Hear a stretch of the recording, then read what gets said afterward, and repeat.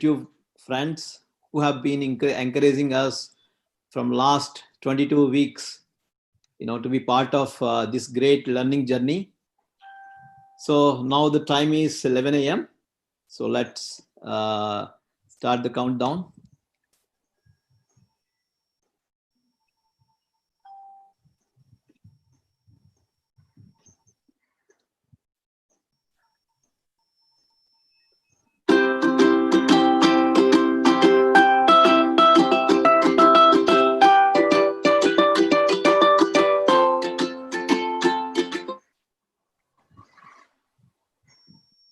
Yeah. So once again, welcome you all to this wonderful platform called LPC. And today we are proud to introduce LPC-22, the Live Pharma Coalition 22nd edition. And we are so proud because, the kind of encouragement that we are getting across India from all sales, marketing, research, academic, and the students, we have been so whelmed to continue to call the best speaker from the industry and present it.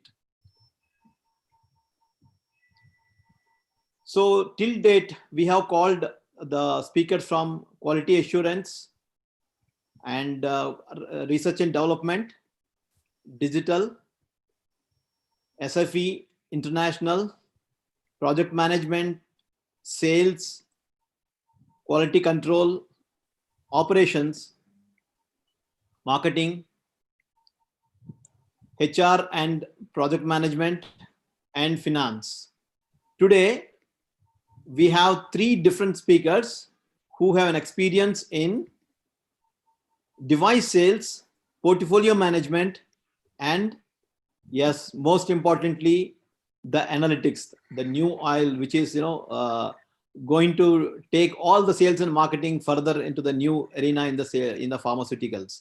So we have experts from all these 3 streams, and as all of you know that Live Pharma Coalition having a mission to inspire people and enhance knowledge of various functional units across pharma industry with the values of having passion and teamwork and collaboration, without which it would not have been possible to bring such a world-class speakers to this forum.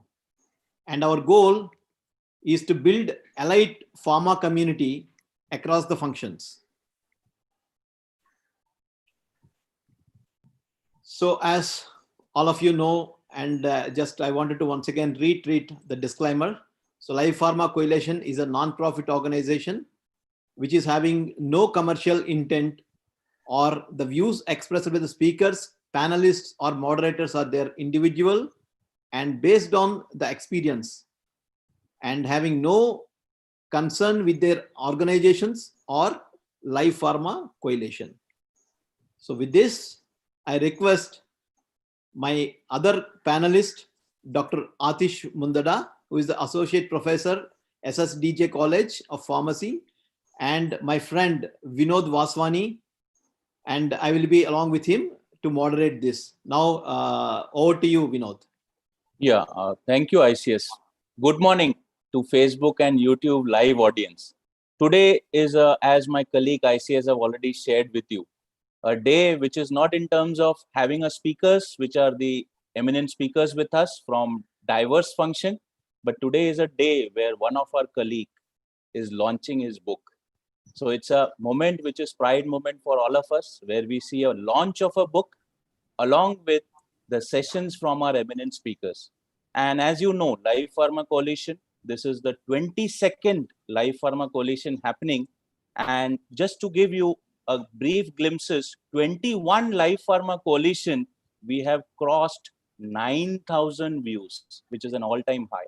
And thanks to you all, YouTube and Live, because YouTube and Facebook live audience and those who view our recordings. Continue seeing your recording because this comes to you, Live Pharma Coalition, every Sunday at 11 from last almost more than 4 months. And we will continue based on the viewership we are receiving. So success is you all people. So today we have 3 speakers which are there from diverse function. One is Mr. Narendra Rajput, who has started his career as a medical rep and grown to the level of vice president.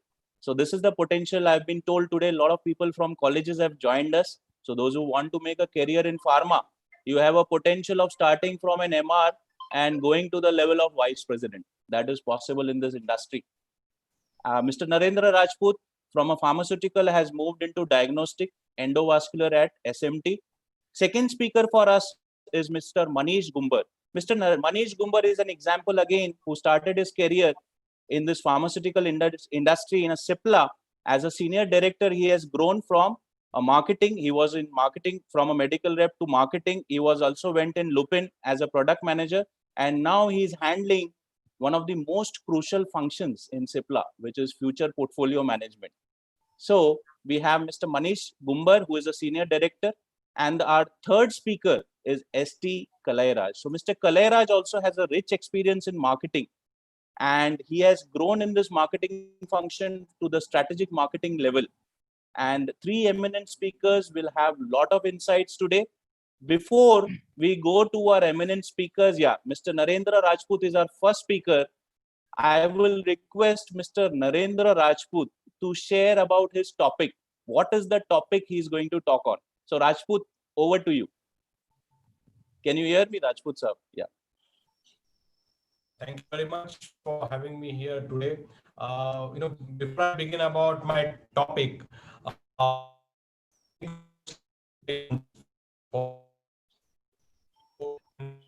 and I wish him all the best.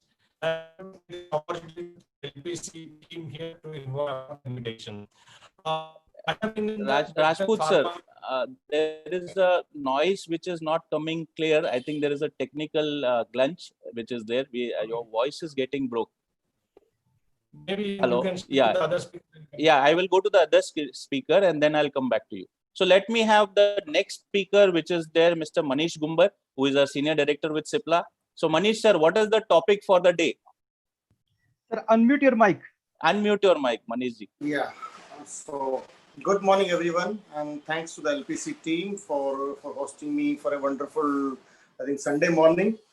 And thanks to the wonderful audience. I think, as you are saying, you have crossed the viewership of 9,000 people. That's a commendable job. And also congratulating to Yashwant for his credible work, I think, which he has put down in maybe some pages, 200, 300 pages, which is called book. So congratulations to Yashwant also, and thanks to everyone. And one more thing, that in the lockdown time, you have pushed me to wake up a little early because I need to prepare for this. So thanks a lot for that. Yes. But anyway, so today coming back to topic would be portfolio management. I think word may be very simplistic looking to many of the people because we have I think various experiences. But I think I will put the right orientation. I'll try to put right orientation with my experience. How the portfolio management in current pharma industry, and what is the futuristic outlook about it. Actually, that is the core of essence of mine. So I would request audience to prepare the questions accordingly. Why should, who should, current BD versus portfolio management, what would be the difference? These kind of questions, they would be coming in the mind. I think please ask this question because this is what I have asked myself 4 to 5 years back when I opted this profile. Thank you. Yeah, very interesting topic, portfolio management. And I'm sure the audience will be eager to know the future. What is the future portfolio management when we talk about how they can also make a career if some of them want to make a career in portfolio management. So again, coming to our third speaker, Mr. Kalairaj. Kalairaj is a person in demand because he's carrying the oil or data. So data analytics, which is their most important. So what is the topic, Kalairaj ji? Unmute your mic. Unmute. Yeah. Good morning, Mr. Vinod and team. Today we are going to discuss on data analytics. We've been talking about data analytics quite some time, in various forums, and see that now since I've been heading the market research for quite some time, so we really want to see how the data analytics can be drive marketing decisions. So there are a couple of areas where we need to really focus and which can give profitable decisions. Like if we want to take a decision, we get every decision related to important thing. One is time and cost, because both are, once you spend, you cannot get it back, especially time. So now this is a two important criteria. We want to really see how our data analytics can help us to really, give the decisions. Very good topic. In fact, there are a lot of data available, but how do you do a data analysis and Yes, generate a profit? This is something which is very, very different and unique. that's So right. I'm sure my viewers who are there, they will get a lot of insights. Not only Yes, having the data is important, but how do you convert this data into profitable decision? correct. So be tuned in. You will learn a lot of things from Mr. Kalairaj.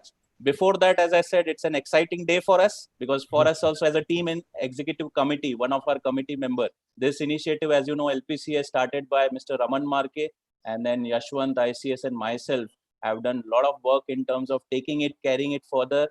And today it's a pride moment for not only us, but all of you, those who are listening, because one of our colleague is launching his book.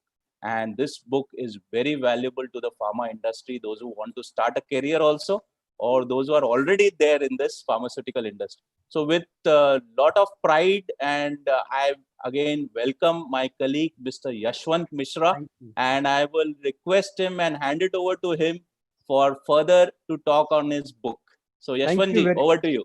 Thank you very much, Vinod. Thank you very much. I'm really delighted, excited, and humbled to say that after 25 years of in-depth understanding of pharma, I'm able to compile my learnings and insights into a book, and I'm sharing the book with you all. The name of the book is Smart Pharma Sales Executive. I will just give a brief about the book. So this is the brief about the book. Let me share. Thank you very much, Live Pharma Coalition, to give me this platform to launch the book. And first of all, this is the book's name, Smart Pharma Sales Executive, Proven Tools and Techniques to Excel in Pharmaceutical Selling. And fortunately, I want to dedicate the book, first of all, to my family, my parents, who are the strength of me, my family members who have supported me in good times and bad times. Thank you very much. Apart from these two members, two people, I especially want to thank Mr. Yogesh Kausal, Vice President, Senior Vice President, Alchem Laboratories, for writing the foreword for the book, and Mr. Kaustuv Deshpande, Vice President, Cipla Limited, for reviewing and recommending the changes in the book. Thank you very much, sir. I'm really grateful to you. Apart from this, I am also grateful to some of the eminent personalities in pharmaceuticals who have endorsed my book, who have given review. Mr. Dilip Singh Rathore, Mr. Susil Barkur, Mr. Amit Mahala, Mr. Sumit Sharma, Mr. Kushagra Mathur, and Mr. Nirmal Kumar. They have not only endorsed the book, they have given very good insight and review. Thank you very much. I'm humbled. I'm grateful to you all. And apart from this, a list of my colleagues, my seniors, and my partners who have supported me in writing the book directly or indirectly. Two of them are sitting here, Mr. Vinod Vaswani and ICS Verma sir. Thank you very much. And everyone who is involved, I'm really grateful to everyone. Although it is said this book is written by me, but my learning is from all these people. Some time in the cross sections in the life, I have come across with them. I have learned something, and that learning only I have shared in the book. So I'm really humbled and grateful to all these people. There's a brief overview of the book. First chapter, Traits of Smart Pharma Sales Executive. The book is about pharma sales executive, and it addresses key challenges post-COVID scenario. What are the key challenges our pharma sales executive are suffering, and what are the opportunities they have? What are the ways to approach the doctor? What are the digital ways to approach the doctor? Those things I have tried to incorporate in the book. There is a section called Smart Talk, that is Let's Talk Science, which talks of how a pharma sales executive can engage the doctor through scientific communication. The smart detailing, the D factor, all the component of detailing has been shared. And dialogue building, smart way of selling, talks about how we can engage doctor through interactive conversation like call opening, probing, objection handling, and closing. So I hope this book will be of immense benefit for all the pharma sales executive. The managers will find the worth while training and developing their people. And I also recommend this book for my training colleagues, pharma sales trainer colleagues. They can use the book in their during training. I have shared some, after every chapter, I have shared some activities which they can do inside the classroom. And also I have shared some motivating, inspiring stories after every chapter, which can be used during the classroom training. So I'm really humbled and excited. I'm thankful for everyone and looking forward for your feedback and blessings and support. Thank you very much. The book is available in pothi.com, Amazon, and Flipkart. I am also thankful to Pothi for printing the book and making it available in portals. That is it from the book launch. Now I request my colleague Vinod Yeah. and me to reveal the book. That is So the I am the book, if you can see. proud person to reveal the Yes, book, which is there thank you very along much. with my team Unfortunately, due to members. lockdown, Yeah, it's together with the team efforts, team members which are there to get this book. so because of the virtual background, clarity is not there. But thank you very much. Thank you very Yeah. much, everyone. Now I hand it over to. Oh, thank you very much, sir. I will hand it over to Vinod for the next proceedings. Thank you very much. So thank you, Yashwant. Very interesting. I am sure this will be a book which will Thank be you very much. Thank you very deserves much. a big Thank you. round of applause from all of Thank us, you. not only Thank from those who are live, but also I'm sure a lot of those who will watch the recording. They will also Thank you. appreciate the efforts being put in by you. 25 years, which is there, your journey in this pharmaceutical industry, you have put it across in one book, which will definitely help those who are already in the industry, but also those who aspire or want to become an MR. I know I have worked as an MR for 7 years, and this is a job where you get a lot of learnings, and this pharmaceutical profession is evergreen. You can make a career and grow. We have live such example sitting with us who have grown to the level of senior director, vice president, or marketing heads. So once again, as I said, Yashwant has put in all his efforts, which is there on Thank this you. book. And I am thank Yashwant being got this book, and definitely it will be helpful to me also to update My my book is knowledge. on the Thank way. you, Yashwant. Yeah. Thank Book you. is still Thank on you. the way, but I will receive it today, probably today. Yeah. So you will also receive. So we will also get to learn something which is there, and learning is an ongoing process, as you know. Even those who are joining us from college, learning never starts. Till the time you are alive, you have to learn and contribute.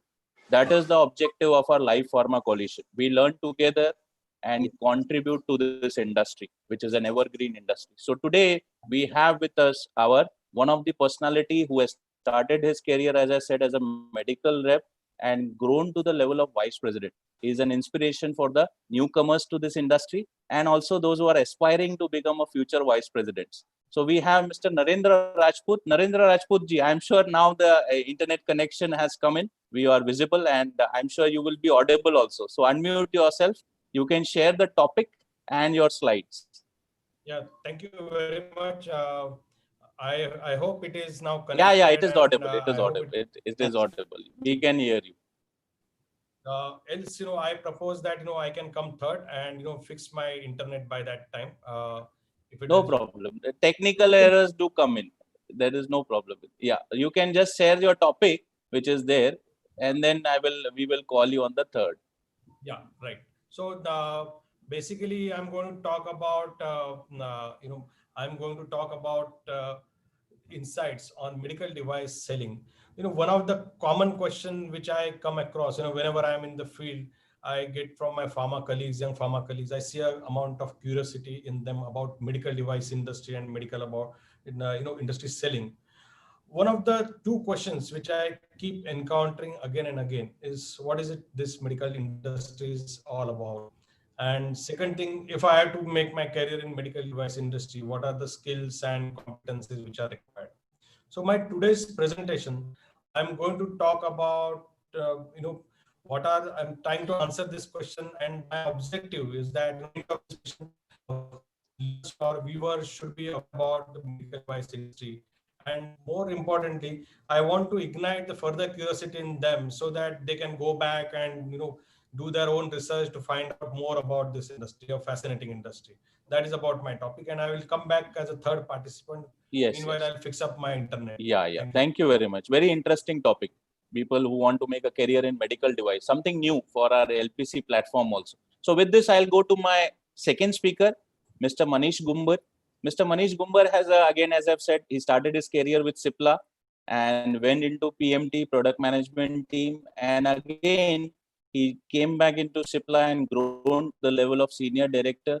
He is again associated as Manish sir with portfolio management, futuristic products which are their pipeline, those products. He is a core person with that. His interest also is there in training. So it's a motivation for both of us, Yashwant and me, and even ICS, who are into training department. So sir also is a good motivational person. He likes to motivate people. Along with Manish ji, you can share your slides. Unmute yourself. Manish ji, unmute yourself. You can share your first slide. Yeah, Manish ji. You can share your slides which are there. So we can start with you as the first speaker. Okay. Yeah. So slide sharing, I think, has to happen from your side. I think. Yeah. ICS, can you share the slides? Yeah. Yes.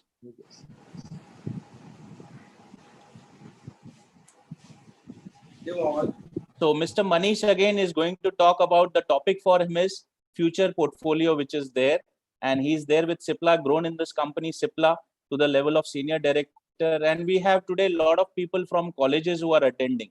So it will be again a good insights in terms of marketing, how you can grow in marketing, make a career in marketing. And Manish ji's hobbies also is he likes reading. He's very strong in analytics or also in technology. So all those insights he will add today with his session, which is their portfolio, futuristic portfolio. So over to you, Manish ji. So once again, good morning to every one of you. Thank you, everyone, and thanks Vinod and ICS and everyone for a nice word. Congratulating Yashwant. Yashwant, make audio and maybe audiobook at least very soon to this. We have LPC audio books, video books. Yeah. Definitely. Thank you very much, sir. These are available without any cost. Yeah. As disclaimer, this is a knowledge which is not Yes. chargeable. So Yes. thanks to you for coming to this platform, sir. Thank you very much. We will share the slides. Just a moment, the slides will appear. Yes. Just to take a start. Yes. The slides have come. So as I've already shared, sir is going to talk about portfolio management, emerging role of portfolio management.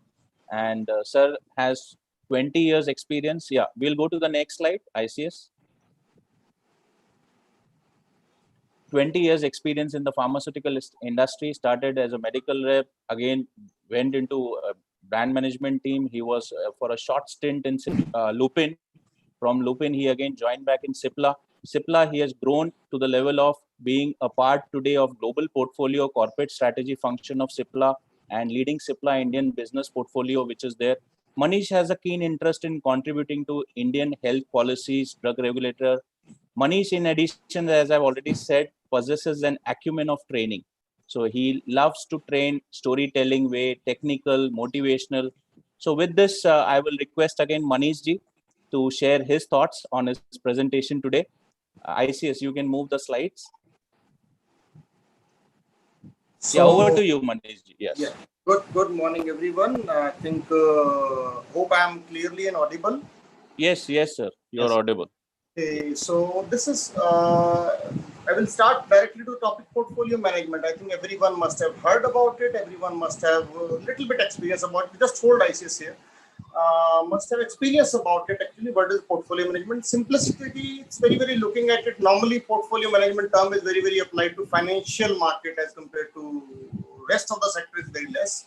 But I think portfolio is basically very few. I think one word, if I say, is the new blood into any organization. Why new blood is whichever product the organization has, any organization, any sector, whichever product they are selling, innovation in that product, a newness in the product, and a new concept in the product. Everything is actually the portfolio management.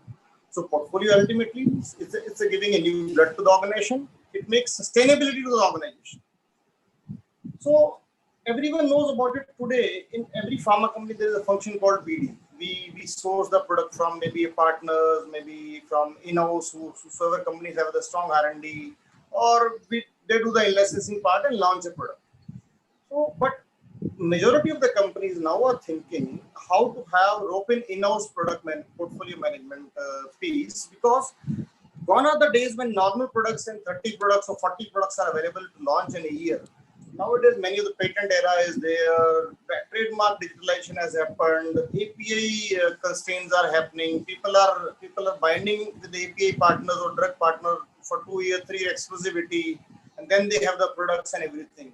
Many of the things are happening, like you see DPP-4 in diabetes, SGLT2, and many other biologics. Everything is not possible that every company should rope in their production house, put up their large capacities, and then 10 company comes into it for 10 crore revenue. It is not justified for any of the companies. So that is how the partnership and everything moving on.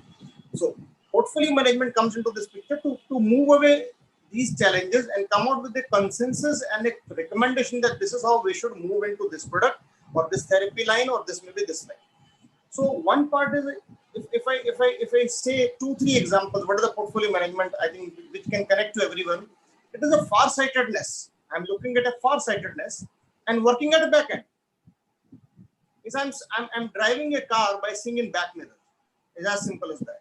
Because the far-sightedness, as far as if I want to say, from today I need to visualize maybe 7-year minimum. In some cases 10 year, but 60% cases it is 7-year minimum. I need to visualize what is going to happen in this category, this market, this therapy, which molecules are going to come, and everything. This is how I need to read, I need to learn, I need to far-sightedness. And why I'm saying I'm driving my car by seeing in back mirror, because I need to put up according to that need my back-end infrastructure to get that product in that 7-year or 6-year or 5-year. So that's what it is. And second thing, the best portfolio management, if I say, we all have learned, we all have experienced from our none other than the first teacher, which is called mother. The kitchen is the best portfolio management thing. Whatever is available, whatever is not available, we get food on our platter. Which dal is available, which vegetable is available, which constituent is not there from neighbor, one katori need to buy or something like that, exchange and everything. I think we get a food. That is how the portfolio management is. You never crib, but you behave like a sponge. You get every cribbing on your head and deliver a product. So I think there are two different examples, but I think which can narrow down our understanding. This is a portfolio management. It's not just normal conventional BD in a company, just trade a product from A partner, B partner, or C partner. But how to get that product ready, that is important in portfolio management. Because if you get product ready in-house, I think the sustainability and profitability of the organization goes multifold. That is how the organizations are looking into it. So if you see, I told you the portfolio management is a busy kitchen. So this picture depicts a busy kitchen. You see on the top of the picture, there are 10, 12 utensils are there. How many? I think 12 utensils you can count. So on an average, a portfolio management works with 12 to 15 functions. So if I name from left to right each utensil, so you start with medical, you start with market research, you start with commercial, you start with finance department, you start with capacity planning, you start with then API or procurement or bulk drug procurement. After that, you go to intellectual property function. Intellectual property function, you go to legal function, you go to formulation development function. Can this formulation be developed or not? Then you go into the packaging development people. Then you go into the regulatory function. Then you go into the corporate NPPA, pricing control and every function. This is how the 10, 12 broadly function I have classified actually everywhere. Why I'm saying these are important portfolio management role is getting emerged into the organization, because many of the regulations are getting evolved, or I will not use enforced, but it is evolved, and every company is obliged to abide by this. You must have seen so many regulations has come. Digitalization has come in place, so fast communications are happening everywhere. Same is happening to the Drug Controller General of India also, and very happy to share. I think one of the core developments, some of people Pharma must be knowing, some of people may not be aware. Now in DCJ, every new product dosage is fully online. There's no paper. I think 70% paperwork has been abolished. Maybe 6-7 years back, people used to sit on files in DCJ office. Today they are sitting in simple laptop, and compared to the files are not there in office.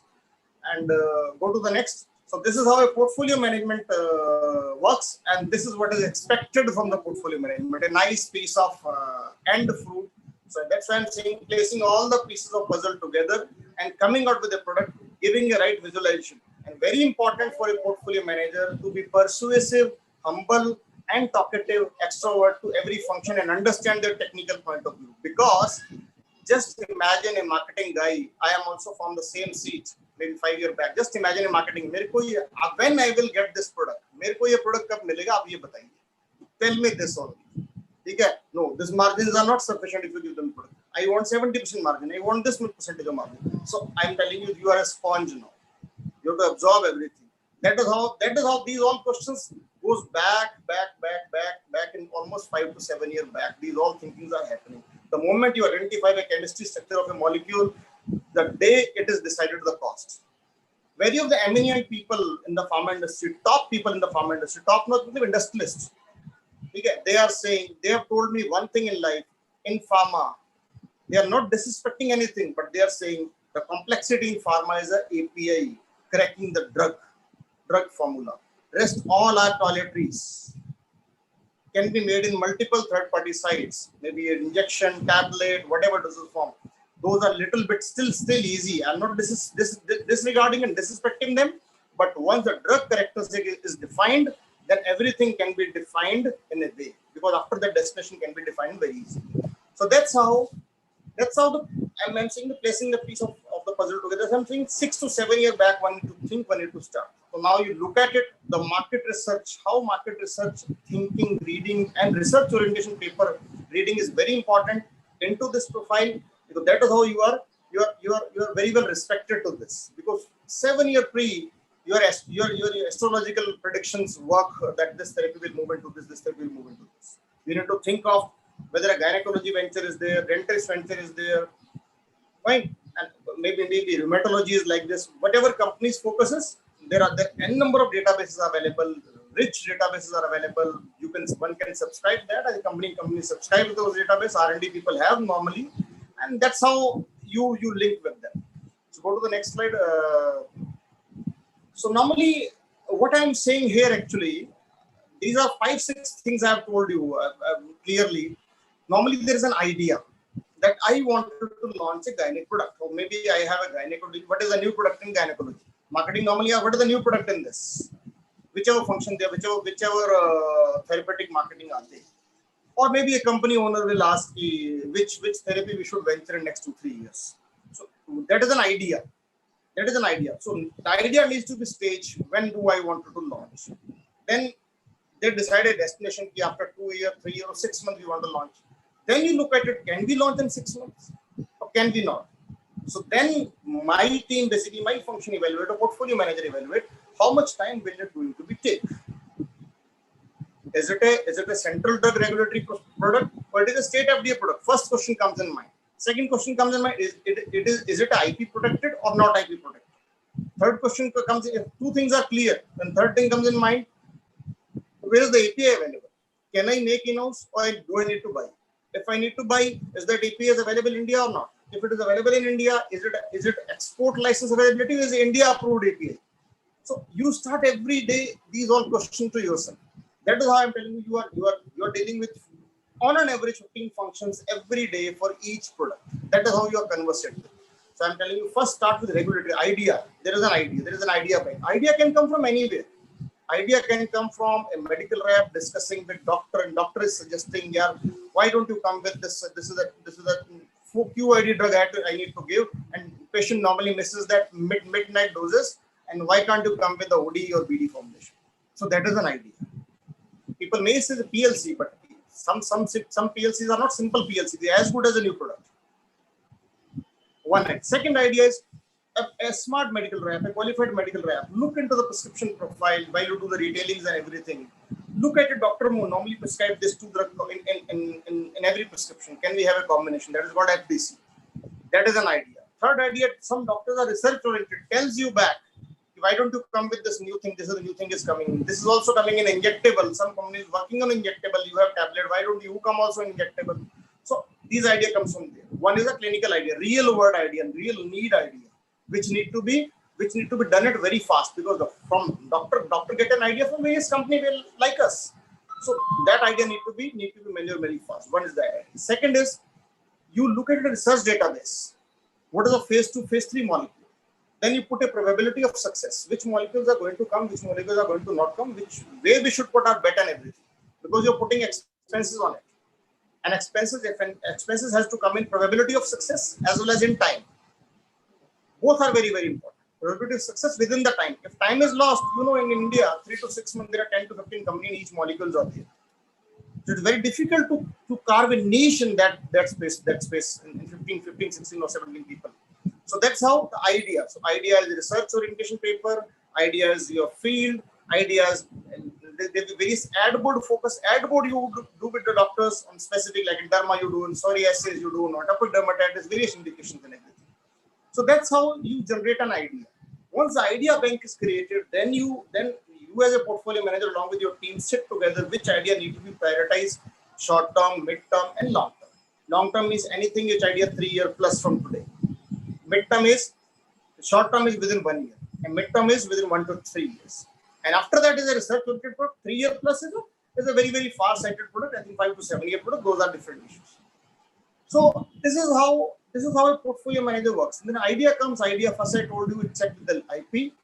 Is it IP protected or not? Because if legality comes, I think there you need to fight first with the legal rather than procurement of API and everything. Then a regulatory route. Which regulatory route? Because regulatory route defines, if you go to the DCGI route, it is a minimum 2 year products, and if it is a clinical involved, it is again 3 to 4 year products to come in the market.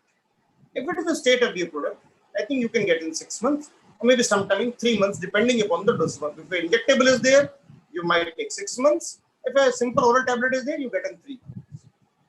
Fair enough. So this is how you define regulatory. Then once you're clear with that, then you look at it commercial viability. Commercial viability, is that product would be viable or not? Let me look at it. What is my company's threshold of EBITDA, or what is the gross margin, fully loaded gross margin, FLGM, which we say normally. What is the gross margin expected from this product? At what price point this molecule in this therapy will set? That is a marketing evaluation key. Now today, cetirizine is available at 2 rupees per day therapy. If I come in with next level of cetirizine molecule, can I charge 2 rupees, or should I charge 8 rupees? Should I charge 10 rupees? Should I charge 6 rupees? So that is how one need to think in that therapy, how long the therapy is there. You put patient funnel, you put buying threshold in that particular segment, and you arrive at it. This would be the tentative costing. And mind you, I am saying you are working this calculation maybe 3 year or 5 year or 7 year back. So these are a continuous churning process. So this is how you are continuously churning the things. So you are today setting the benchmark. After 5 years, this molecule will set at 3 rupees or 4 rupees. I can sell it. And if at 4 rupees, you need to take out your cost as well as the margin for the company. So friends, simply telling, if any all our marketing colleagues, on an average, a marketing machinery to run in pharma company requires 30 to 32% expenditure, in which 12 to 15% is a manpower, 10 to 12% is a marketing expenses, distribution expenses 2 to 3%, and certain other legal litigation standard statutory costs. So on average, 30 to 35% plus minus the company, the machinery need to be run. The area manager expense, TA, DA, literature expense, everything I am counting in on an average. So that's how you rigorously evaluate commercially. Product might look scientifically evaluated. Science, no science is bad science. But if the science is not giving you bread and butter, I think it's someone else's cup of tea. Then you need to commercial non-viability not declared. I don't want to go to this idea. Out of this 10 idea, only 4 ideas are selected, 3 ideas. This is how the commercial evaluation happens. Post the commercial evaluation, we go to operational and operational. I'm writing 2 times operational because operational and operational. Because one operation is from the API point of sight, second operation is from R&D point of sight.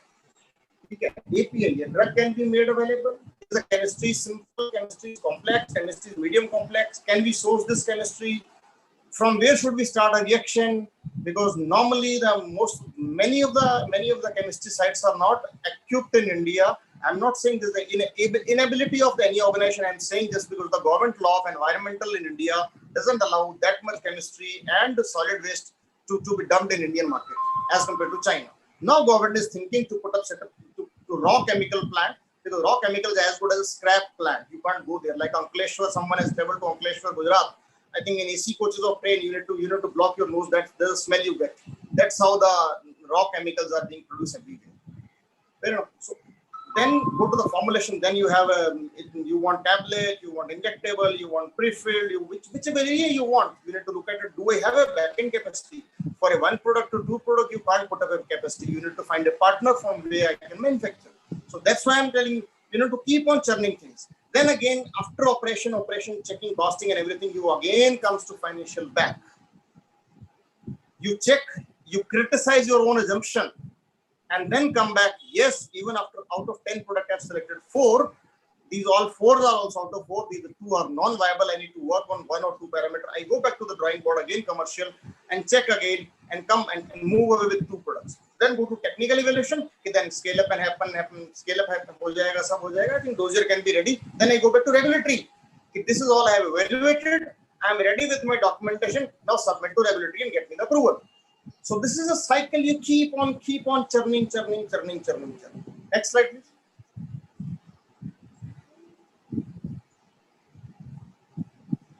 So that's why I think this is an environment which you need to live in, which is ever evolving, multifold. The moment you define regulatory guidance, after 4 years, regulatory guidance may change.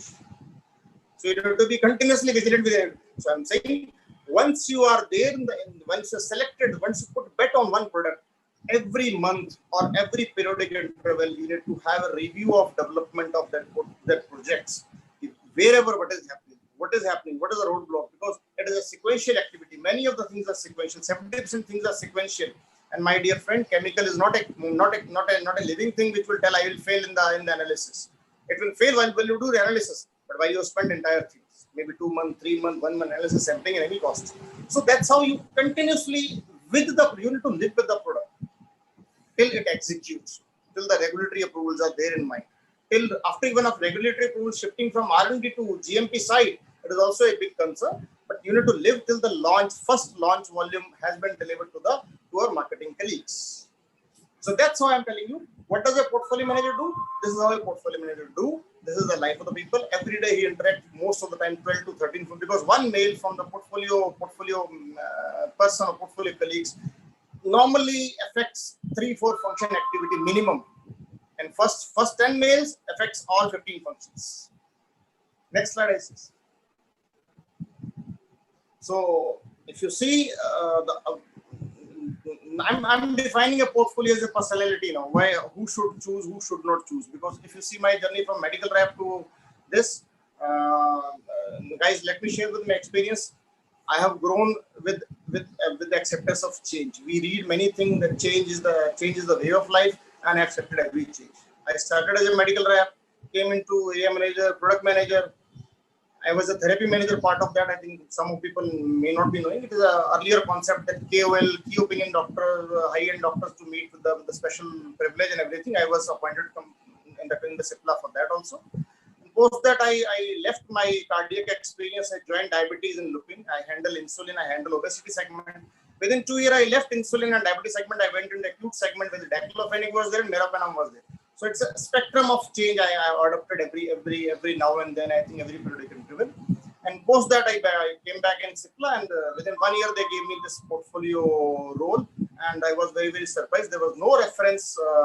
I was having that. What will I do and how should I do? Normal BD I was knowing a little bit, because that as a marketing person you come to know every time. But there was no reference in India. Normally, company has this setup for regulated market, that is US, Europe, and other markets. But in India, there's a little less reference. Nowadays, function is evolving. So I took this with just 19 products pipeline when I have, and I'm very fortunate that I got a good team. I made a fully new team and new concepts, and today, fortunately, I think that there's a clear-cut visibility for 3 to 5 year company, which pipeline they are going to come and which not. So this is how you need to have such persuasion. I think the answer lies in the pictures itself are telling you. And in previous slide, I have told you what a portfolio manager normally does. So this is how I think many of the marketing sessions you must have seen. These all training and these are photographs of their active listening, hearing. We so many different, so many times. Agility, reading, communication, understanding others, because understanding others is very important here, because every function has their unique technical capability to generate a product. We need to respect, appreciate, we need to respect failure also. And that's how you go to targeted discussion every time. What is the solution of the problem? Because all the functions give you problem, and problem will tell you issues, problem, issue, tell you problem. So you are the sponge. You need to absorb, and you need to emit out. And you need to have a targeted discussion what solution and how this product should be. And the time also is there. If anything failure, you are wasting your time for past. That time should not be wasted, because then you can't double the time within the development of that. Because end product timing is same, because the competition will kill and hit you.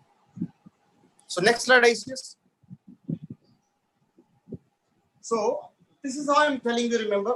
So to develop, become a portfolio personality, persuasive, I think these all key things. I think you can read it out very, very simplicity, very, I think the third last point which I wanted to tell you very importantly, become the face of failure.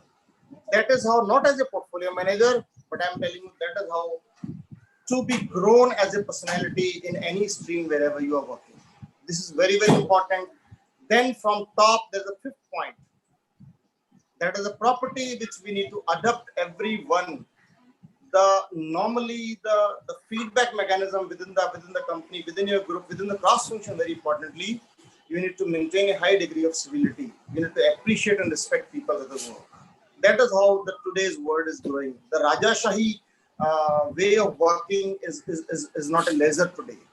That is how you need to maintain. So these are, because why I'm saying it is very important degree of civility, because you are dealing with different cross function, and the R&D cross function, procurement cross function, both have their unique characteristics.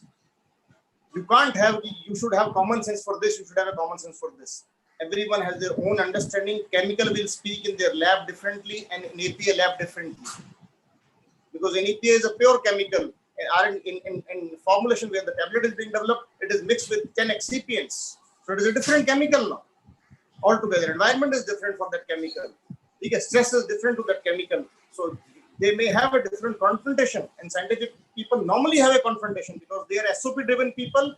And mind you, they think that whatever they have done, it's very, very apt, and this should be the SOP. You need to change the API characteristics, but that is not always the case. You need to bring down API as well as the formulation get together and remove the confrontation. It's like objection handling at doctor's end. So same way here also, because here the high degree of technicalities are involved. So you need to be understandable and you need to be calm the situation most of the time. Okay, and then become face of the failure. There's an up point. Making hard decision along with the right communication is must. Why? Because I'm saying you, after 1.5 years, if you drop a project, maybe 2 year drop a project, when R&D is almost ready to deliver the product, just imagine the emotion of people after 2 years if you're saying, I will not do this product, we will not do this product. So it is very, very important. These all characteristics are very, very, you need to be empathetic, you need to be push and pull model. That's why I'm saying portfolio manager keep churning every month, every 2 months, every 3 months, depending upon the product nature. Need to meet with all the stakeholders so that everyone understand why this decision has been taken. If you behave in island, so then I think you're not fit for a portfolio management. Even highest leader in any company, you need to be very transparent. So many of the things, of properties are becoming working, I think, in every function. But I'm saying these are 3-4 key things which you being a portfolio manager, you have to live in. Because I'm living every day morning, I'm expecting one of the rejection, one of the issue. Every day my day start with issues only. And if I get a first call from R&D, I'm not disrespecting my R&D colleague, but normally 70% is the issue based call. I need to change my route from my head office to I need to go to R&D sometime. This is how happens in a portfolio management profile. Next.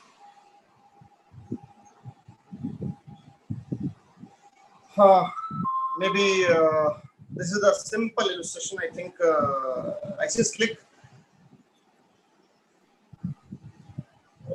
I'm not expecting that you should have felt like this, or ICS next, or you should have felt like this.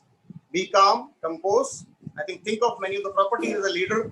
I think one can be portfolio manager. Next. So this is a very famous quote. I think everyone can read it. No need to explain. Many of you have been MBAs and attending so many L&D programs from training of your companies. If you read it very clearly, one can click the photograph. It is an internet available quote from the Zeb Bezos, none other than Zeb Bezos. He has told in last AGM, that is the owner of Amazon. Everyone knows about it. He says, puts plus either way, you need to be good in quickly recognizing, correcting bad decision. If you are good at post correcting or correcting your own decision, be your own critic. Being wrong may be less costly. Let's not be worried about wrong. Let's be worried about correction next. If you're anticipating something, please correct it immediately. It will be not wrong. Remember your old teachers. Now you're respecting them.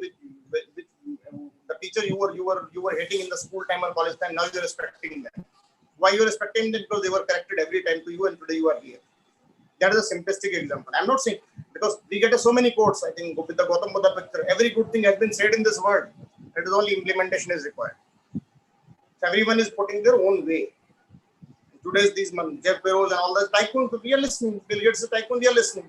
Some next Jeff Bezos will come maybe after a decade. We will again listen with the quote with the new English or new words. So that's how the word moving on. So next is.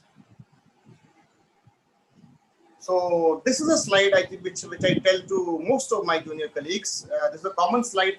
I think these all things are going to come. These all things are happening around us. Just imagine from Nokia 3310, 2100 or 6610 phone, which was the highest end phone at the point of time. We moved to, I think, no value of the phone today, no value of the iPad, no value of the laptop today. Otherwise, computer was a temple room in home, maybe 10, 15 years back. Today, what is the thing? These all things are happening.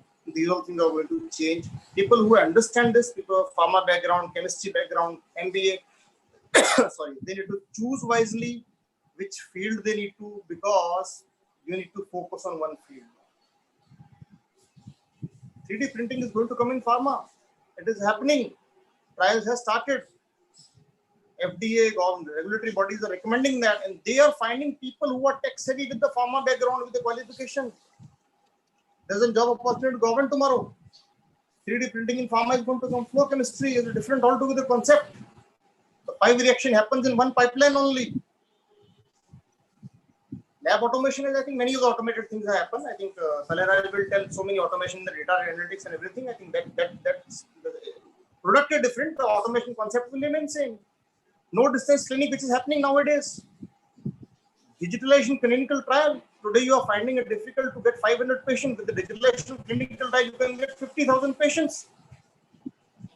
The multi-fold scale up around the great results, precision, accuracy. So these all things are happening. So my sincere request is the portfolio manager. Yes, it's a very, very rare combination of I think all experiences. And I must say that one should wisely look at it. And if you look at it, tomorrow your career would be in the executive committee of any organization, because you are a strategic pillar, key strategic pillar of anything. I think most of the marketing can tell there are 3 things works in a budget planning when you work: volume growth, price growth, and new introductions. So you are one of the pillars of company strategy. And even product lifecycle management, PLC innovations will come to portfolio management slowly. And even the price growth will come into portfolio, because portfolio works with the National Pharmaceutical Pricing Authority, that is the DPCO, because pricing, I told you, how commercial and financial are important. So 2 pillars. One is 100% of portfolio manager. Second pillar of pricing is 50% is now under the portfolio category. So just look at it, 50% of the company's next year growth is dependent on this function. And you are so critical function in any organization. That's what I'm submitting things. I think I expect and welcome many questions. Remember the picture I have not done to you that you are so screaming and so scubby, but please. Thank you, everyone. Thank you very much, Yes, sir. thank you. Really insightful. Really insightful. And let me share, before I give a brief, crisp synopsis of what you have told, my second book is ready. Right? Opportunities and emerging role of portfolio management. This is a book I can definitely write with your help. Really very good insights you have given. So I cannot describe everything what you have shared, but really some take-home message from my point of view. Wonderfully you have told that what is portfolio management, and 2 examples you gave is placing all the pieces of puzzle together, and in cooking recipes, ingredients of all the ingredients in right mix at the right time, that makes your cooking best. That is what is the portfolio management. Then you have explained a cycle, sir. Many of the things I could not understand, but the cycle was very really explained by you. And the cycle starts with idea creation. Once the idea is generated, then portfolio management team starts working right from regulatory, intellectual property right, then commercialization aspect, whether it is marketing aspect, operational issues, financial, whether it is viable or not, then then technical issues, all this cycle you told, this cycle keeps on churning. That is where the role of portfolio management takes. Wonderful, you have said that. And then you have told that there are three things. Once the IGI is generated, the portfolio team will have three type of planning: the short-term plan, mid-term plan, and long-term plan. Right? That is how they can implement. Injectables are there, then you may need 6 months for regulatory approval. If it is an oral, then you may get approval within 3 months also. And environment is ever evolving. Very, very important point you told, that environment is ever evolving and multifold. So continuous review is required, right? And for aspiring portfolio managers, you have given key attributes, which is very, very important. Key attributes you have given is they should be very, very active listening and targeted discussion, agility, reading, communication, very, very important, and understanding with others. Interpersonal relationship is very, very important for the aspiring portfolio managers. Collaboration, don't isolate yourself, collaborate with other team members and keep involving all relevant cross-functional teams. Feedback with the highest degree of civility is very, very important. Really, very good insight you have given. And you should become a face of failure also. If in any stage the project is failed, you have to take the onus of that failure. You should be ready to take the onus of the failure. And also you end with another important thing is future ready. What are the future trends emerging, like digital transformation, AI usage, 3D printing, lab automation, and flow chemistry. Sir, thank you very much for giving so much insight, not only for portfolio manager, but all people who are involved in pharmaceuticals. They will benefit a lot, right from sales people, marketing people, and all the. Thank you very much. Over to Vinod and yeah. Again, I should say very, very informative session, sir. That is what you are, as you rightly said, portfolio manager's job starts with idea. You have already given one more idea to Yashwant for another book. So now he's working on that. So you are, as rightly said, idea can change the world. So that is what it starts from, idea from anybody. And then it's a teamwork, as you rightly said. So a lot of portfolio manager has to be persuasive. He has to be very humble. He has to be a good communicator. And very, very important today, success comes with failure.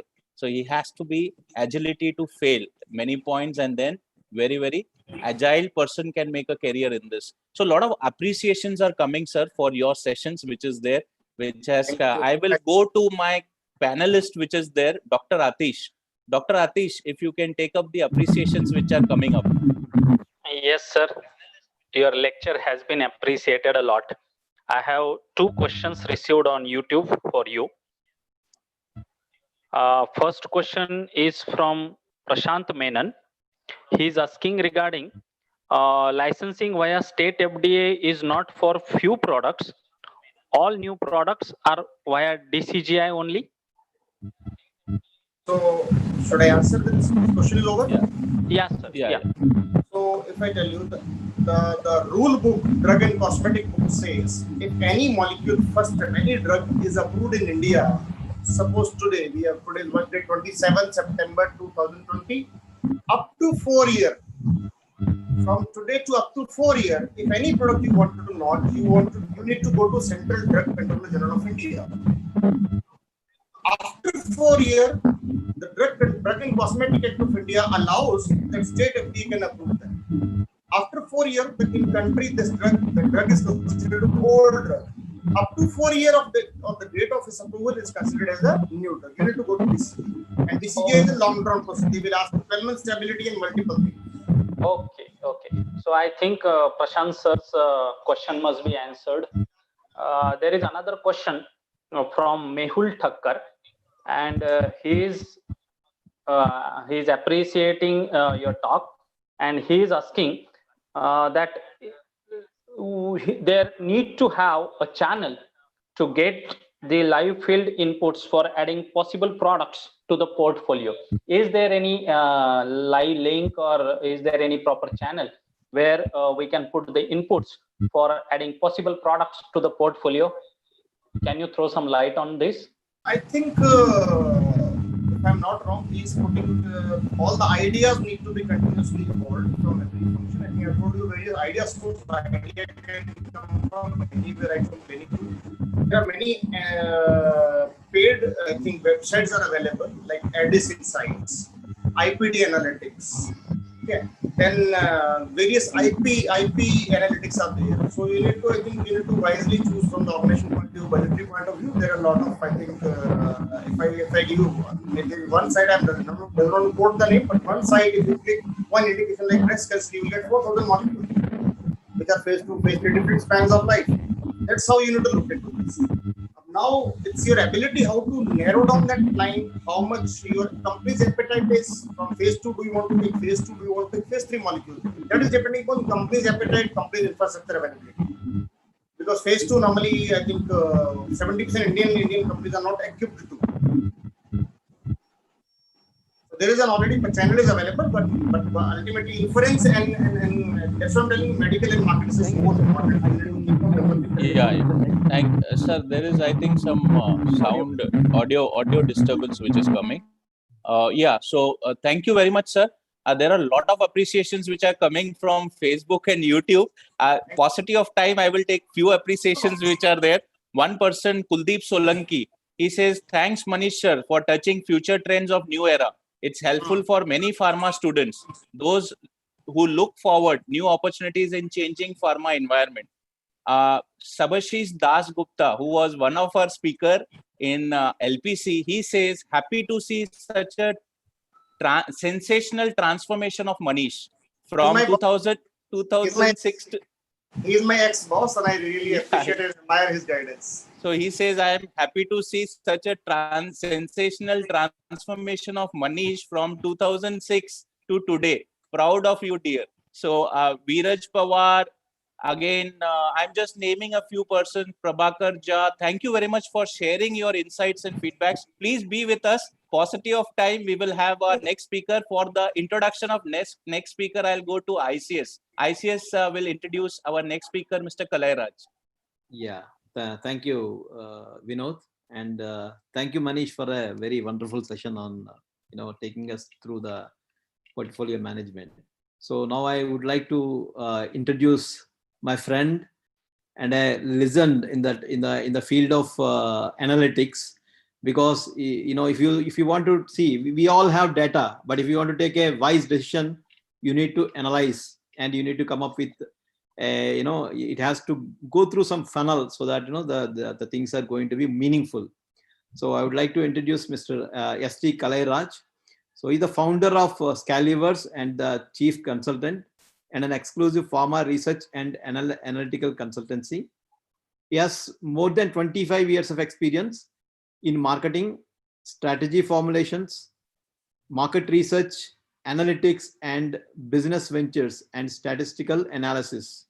And he is associated with top companies like Dr. Reddy's, Ranbaxy, Cadila Pharma, Panacea Biotech, Core Healthcare, and Fulcrum. And he was the one way back 20 years back now who set up the analytical wing in most of the organizations. And he is an MBA in Advanced EDP from IIM Ahmedabad, Kozhikode, Lucknow, and ISB Hyderabad. On advanced data analytics, he has done from Bayer BIMS online simulation certification program. So there is a list goes on, and he has spearhead business research analytics with pan-India and global field networking, and developed analytical tools like SPSS. I think he will give us some insights on SPSS during his presentation. And he is a result-driven, Scalivers is a result-driven consultancy for corporate goal setting, portfolio analysis and planning, and doctor segmentation. And they do a lot of research for both international as well as domestic pharma industry. So I welcome Mr. Kalairaj. Over to you. Good morning, all, and good morning, Mr. Verma, for a very, very nice introduction. And I take this opportunity to thank Pharma Coalition for giving me the platform. Very interestingly, last week I was in the other side, and my good friend Hari was presenting in the other side. So now we interchange the positions. It's a really lovely thing now where we want to really see that knowledge exchange is very, very important to people. Now, that is the one which keeps you going every time. Now, without taking much time, I just move into these slides. Let us just share the slides. Um,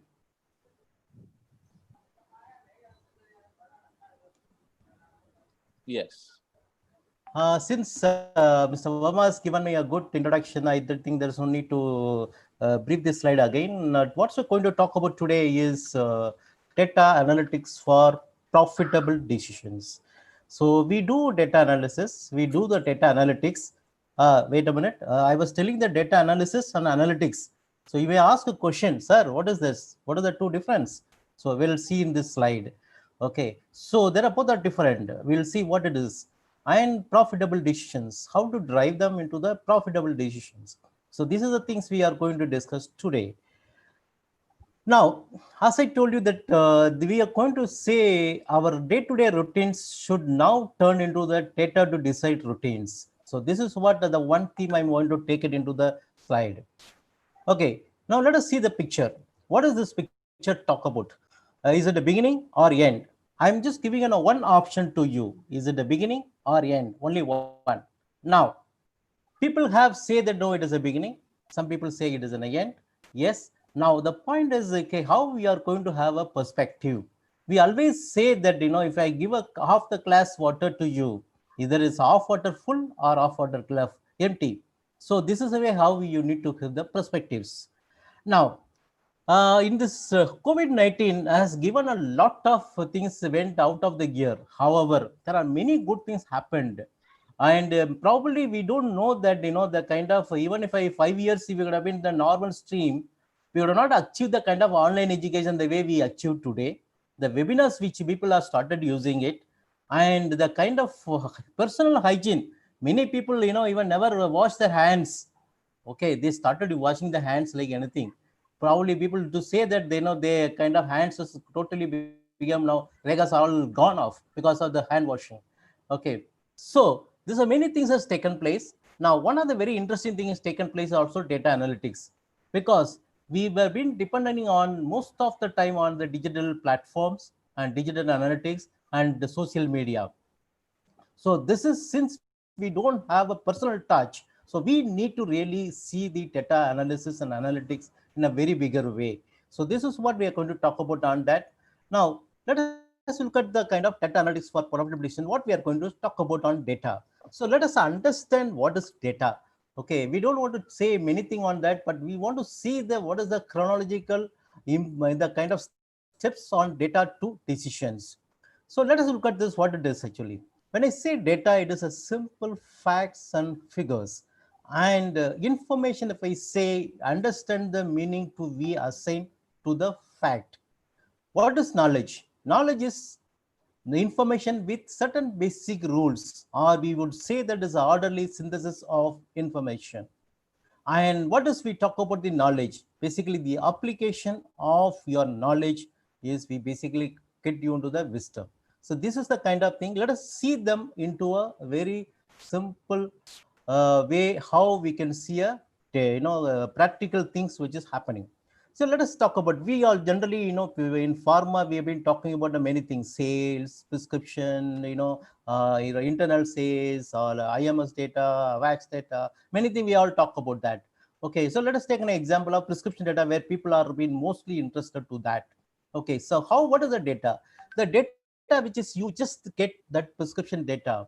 Okay, what we get this data just in the data. Okay, so what we are going to do with this, more on that. So which brand, which molecule, it is in the which segment it is, what is the share of it, or what is the kind of growth it is, what is the prescription shift. This is all going to give you information. But what is the next one? What is actually that going to drive me for that? So when we see that, recognizing the gainer, who is actually gained, which guys are which brand is gained, or who is lost, and what is the change in the specialty mix, like in which specialty is picks this product more, or which specialty is actually dropping it. Especially in this current COVID, now we find that a lot of segments have undergone a big change. We've seen that a lot of physicians have been taking huge level of cardiovascular and diabetic products, as compared to in the past. And this is what we want to recognize well. And we want to see that even many of the product, like even a gastro product, those kind of product been even picked by the cardiologist and diabetologist. So this is the kind of thing we want to see. What is the mix we want to take it? So this is what we want to see that. And what is the wisdom? With this understanding that how I can achieve my sales growth or my numbers to stay ahead in the competition and see that my brand how to perform. So this is what I want to really see how we can actually see this. Now, let us look at the kind of, the kind of how we be talking about the word analysis and analytics. So let us understand the difference between analysis and analytics. When you say analysis, it's a method of studying the nature of something or determining its essential feature and their relationship. Let me just put in a very simple way. Suppose I give the data. Okay, let me give you a sales data. Fine. This sales data, when I'm giving to you the sales data, now we need to do what are the relationship with the various things. It is related to the brand, it is related to the market, or when I say it is maybe related to a kind of particular headquarters, or it can be related to the particular state. So this is actually how I'm going to do this. So now I want to see whether this data is actually is gone, gained more, or lost over the period. Now, what are the very interesting thing we generally we do now is like, quarter one, April, May, June. This data actually is one of the very, very critical data for many people, because that's the time that we have been passing by the pandemic times. So now in this period, so how actually the values are gone up more. So many times what happened, we never ever thought of what next. And that is many challenges. We want to see what more than it. So this is what we want to bring into the analytics. We want to really see the how the next data I can actually bring it into that. That is what we want to really see, the how we extract the information to gain knowledge for certain specific decision or certain forward action. Right. Okay, the sales is declined. So now what next I should do it? So this is what we want to really see from there. Now, then it's more analysis is more on a data describing, summarizing, and conclusion. Okay, this is what it happened. Okay, now this is about of so many headquarters. These are the headquarters have been gained. These are the headquarters are dropped, or this is headquarters maintained. When you see the brands, these are the brands actually gained. These are the brands have lost. So how this has actually happened? So this is what we talk about the analysis. What is analytics? You want to start from the gathering, even the data gathering. We should really see starts from gathering, then how to describe the data, how to inference the data, and how to predict the data, keeping every aspect of this all, keeping our goals into the mind, what we need to achieve. So that's the process we want to keep it. So this is what we talk about in the analytics. And analysis is more related to a process, techniques, or a functions. When you talk about the analytics, it is related to a statistical inference. We will see another next slide, which will give you much more interesting thing on the statistical analysis and other things. Okay, so now let's come to the analysis. Analysis basically talks more on how and why. I talk about the analytics. It is basically talk about the quality, what is the intuition and analysis. Today what we do is we do take a decision mostly on intuition. We never actually bring the analysis into the intuitions. You should really do the analysis into the intuition. If you really understand lot of the successful brands, the kind of critical decisions which actually taken with the intuition and analysis. I'll give you a very small example here with Mr. Even Verma might be knowing it. When in Panisha Biotech, when the Nimulid and Nimulid MD were two brands were there, but when Nimulid was there, NICE actually took a big major share. And in fact, they bypassed the kind of surpassed us. It is because of two basic reasons. One is the kind of manpower was of NICE is very high, and the kind of specialty was focus was different. And when Nimulid was focused more on orthopedician and dentist and ENT, where the NICE was actually focusing more on the you talk about the special, the consulting physician, GPs, and all mass level people. So this is actually bring them to a different shares of that, from the, if you talk about some 2 to 3 crores, and for the market share is really more than double for NICE. So this is a big challenge. So then we want to really address how to be done on that. So then there was a lot of questions has come. So then, then we at the same time that our R&D also come with the kind of some beautiful solution that they brought mouth dissolving. The mouth dissolving concept was very, very new in that time. Okay, maybe today it is a very, very common, but in that time it was very novel at that time. Okay, so then we were really thinking that, okay, let us change the total Nimulid into the Nimulid MD. So we were really seeing that what actually we do then. Okay, so there was actually a discussion, quite discussion we have been taken in the boardroom that we see what to be done. So then at that time, Mr. Ramana was there with me, who is my, heading the SPU. So we both of us have a very clear intuition that we should not replace it, and we should have a separate brand so that will also add the values. Then, we have done a kind of study and we met some doctors. We just given a presentation on them what is to be done. So we have done with the intuition and analysis and presented to them. So now that made a separate brand of Nimulid MD, which actually cater the segment of MD, all physicians and GPs and to other mass facilities. So we have a two clear brand. We have a two clear segmentation, one for ortho and specialist, and the second for, you're talking about your your mass facilities. So these are the two very clearly we could be able to position and just see that the Nimulid totally collectively able to double the sales within 2 to 3 years. So that is the way we made a check on that. So what I'm trying to say is the analysis is actually the power how we should use it. Okay, and when talk about the other way, the quantitative, so a lot of algorithms are there. Today we have been using that AI. We'll be using a lot of analysis on the various statistical implication and other things, so which actually gave a power. So this presentation we are going to discuss one of the statistical analysis case study. We are going to see that at the end of the session. Okay, so analysis basically it's in a past, more on a historical review. When you talk about analytics, it is on a future and it's a very predictive. So this is what we just want to have a highlight on it. Now let us look at the couple of things more than that. So if you say targets and baselines, okay, now what is analysis? How is my sales performance in this year or this month? Okay, with the particular distributors or retailers, how that is. This is what we call it an analysis. What is analytics? Create a statistical model to forecast targets and baseline for future years and historical. Many times today now probably we will be working on the next year budgeting and target setting and all.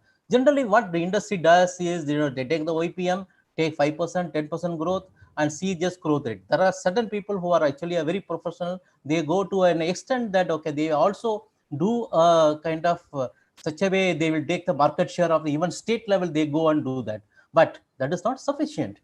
In Ranbaxy, we build my own Excel, kind of tool, which actually give you project the kind of market share and market estimate and everything, how the market is there, and also see that the kind of trade-off between the molecules, how it is there, that kind of analysis we bring it and to incorporate it has to be done. So this is what we want to do that. Even probably when people are actually working on the target setting, they should really think how that has to be really changed. For example, want to give one very interesting example here. When rosuvastatin was actually, we have rosuvas at the time of Ranbaxy. Okay, we were actually trying to give that budget. That time, rosuvas was just coming. And that time, store was atorvastatin was leading the market like anything. Okay, so then it was actually coming into that steps, and it was really thinking that when we see analysis and I understand the kind of how in internationally the brand is there, and I interacted with quite number of doctors, they were giving a high promise for rosuvastatin, and they feel that there's really going to come like anything. Then in the target budget section, I given that kind of 150% projection of the growth, but there was a lot of challenges. There are a lot of debate. That the SPUs are they saying that no, that will be high, then it will affect the other business, then the kind of budget and many things they have been changed. So there was actually a kind of disconnect, and we are not moving more than 70 to 80% at the maximum. But we push it to a lot, and then at the end we ended around some 80 to 95%, something like we just brought it to that. But mind it, at the end year, we achieved 120% growth on that same molecule or same brand, and market has actually even gone more. Then we all got up and we revised the budget or the second quarter, second half of the year, and we really changed that and we made it over. So this is why I'm telling is we need to really use and forecast that. But today there are a lot of uncertainties are there. So we need to count them and see that how the uncertainty to be really counted. The statistics is help you to really count and see that. The very simple thing is how to reduce the risk and how to exploit the opportunity. So this is what is going to give, especially the promotion or pricing or digital marketing programs. Whatever we do a lot of digital marketing programs to do. So everything we see that how we want to create from the based on inputs. One of the recently one thing what I observed many times is the summer training people do that. What actually they do is they just given there are company they give, okay fine, they will give you a kind of sales they give a two project. One is you do some research and also they do some sales. But what I always suggest my students is, now don't just do only sale, just do that. Even you can do the sales analysis. Now, what factors that very clearly this is what actually you're doing interacting with your customers. So which one makes them exciting, and you do the analysis and present to the companies, and that will really be a mind-boggling, and that can be a kind of extrapolated to the other headquarters, other states also. So this is what I generally do that. So this is what you want to bring from the analysis and move into the analytics. Now let us say look at how the kind of decision takes place. We see that okay, broadly there are four type of data analytics. One is descriptive, diagnostics, predictive, and prescriptive. Okay, what is a descriptive? It just give you what's happening to my business, a very comprehensive, accurate the live data, and it give you you can see that what are the various say like mean, median, mode. This is all we just talk about the descriptives. Okay, what is diagnostics? Okay, why it is happening? First is we talk about the what, then we talk about why it is happening. So we need to drill down the root cause, why it is actually happening it. So this is what we generally do a lot of pivot table, or we use the in Excel, or we do the cross tab analysis. This is also we'll do a kind of various ANOVA, we will do that to just see the diagnosis on how it should be done. So this is basically what we are going to do with that, and that actually give you this descriptive and diagnostic is what generally today people are doing it. We never move more than diagnostic. Okay, at the maximum. Predominantly, my estimate goes around 50 to 60 people of the kind of company they do on a descriptive, 20 to 30% they do on a diagnostics. Okay, and predictive and prescriptive is way away from what we are currently using it. So this is what I suggest or recommend people, or I would say I prescribe the people to use this predictive and prescriptive, and we people should know and how to do that. Okay, what is the predictive? What likely to happen? The business strategies have remained fairly consistent over time. So historical patterns are used to predict specific outcomes using algorithms. Are we using it? So we'll be seeing that some kind of interesting thing in the slides. Decisions are automated using algorithms and technology. And prescriptive, what does I need to do? Okay, so not only just to predict, we need to give a prescription what I should do, what should be the recommendation actions and strategies based on the the kind of champion or leader or challenger searching their strategies and outcomes. Because any industry basically you find there are 2-3 leaders are always making the moves. Okay, and this 2 or 3 people they actually change the games every time. So we need to really closely observe them what actually they're doing it. So we need to really see, then we need to take our decisions in that. People many times if you find even the fifth or sixth player or seventh, eighth player also, sometime over a period of time they can come into the first top 2-3. How? Because they closely observe what the other 2 guys are there. When one guy is sleeping, then immediately they take the time and go into that. There are many brands we have seen in the life that we seen that how people are actually all of a sudden the top slot people are in the 5 to 6 5 to 10 brands which actually come into enter into that. So this is what we need to see that, and this is what we want to see. And let's move into the kind of analysis. When I say about the analysis, there are broad thumb rule I'm going to make you. Okay, this technique we call it as forestry wood. What is that forestry wood? It's a very simple concept. Let us say we just imagine a kind of very now we have a drones, we can see that there was a bad side view of how you can see in a forest. Okay, this is what we want to see, how the forest there. So any issues, anything that don't see closely, you see on a very broader. If I have certain problem, don't see at the problem at the headquarters level. You see broadly how it is along with the competitors. See the total bad side view. You see that. Then choose the cluster. Okay, a particular cluster. Okay, this is a very area you have the problem, or this is a problem you have the opportunities. Okay, where you find the trees are more, or where the clusters are very less, where you find the trees goodness is more. So you find where it actually is more. So you find the cluster where it is a cluster over there. Then you select the place and in focus further. Then you have to cut them, do the filtering, sorting, grouping, and segmentation, visualizing, do everything. So this is what actually you can do that. So this is what I would say a kind of approach. Okay, now I think we'll move quickly into that. I'll just take one small slide, then we will move into the case study. Talk about the key decision. We talk about, sir, you're talking about so many on the decision, this, that, but tell me what are to be done. Let me see that, mostly if you see, most of the decisions in, 6 to 7 buckets. Okay. Now, if I see left-hand side, if you can see that, new concept, product, campaign, intervention, any intervention. This is basically a kind of idea. Okay. Now, this idea question is whether we need to take or yes or no, or go or no go decision. This is what we want to really do. Now, why we want to take this is very critical, because I need to invest money on each and everything, whether it's going to give me a yield, whether I'm going to get a return on investment or not. It's going to decide. So the kind of statistics we generally want to use is a hypothesis testing with the tools of chi-squared, t-test, and f-test. Okay, this is going to tell you very clearly, yes, you can use or you cannot use, and what are the risks. Okay, and it will give you very clearly with the kind of inputs. Then it can give you 95% of confidence whether you can take a decision or not. It is going to give you very clear kind. Now, second one, lot of marketing intervention activities we do, so many things we do. Like, we, for example, the sales is now dropped, so we keep pumping so many things. You do that, we give the sanitizer, we give mask, N95 mask, this, that, everything we do on that.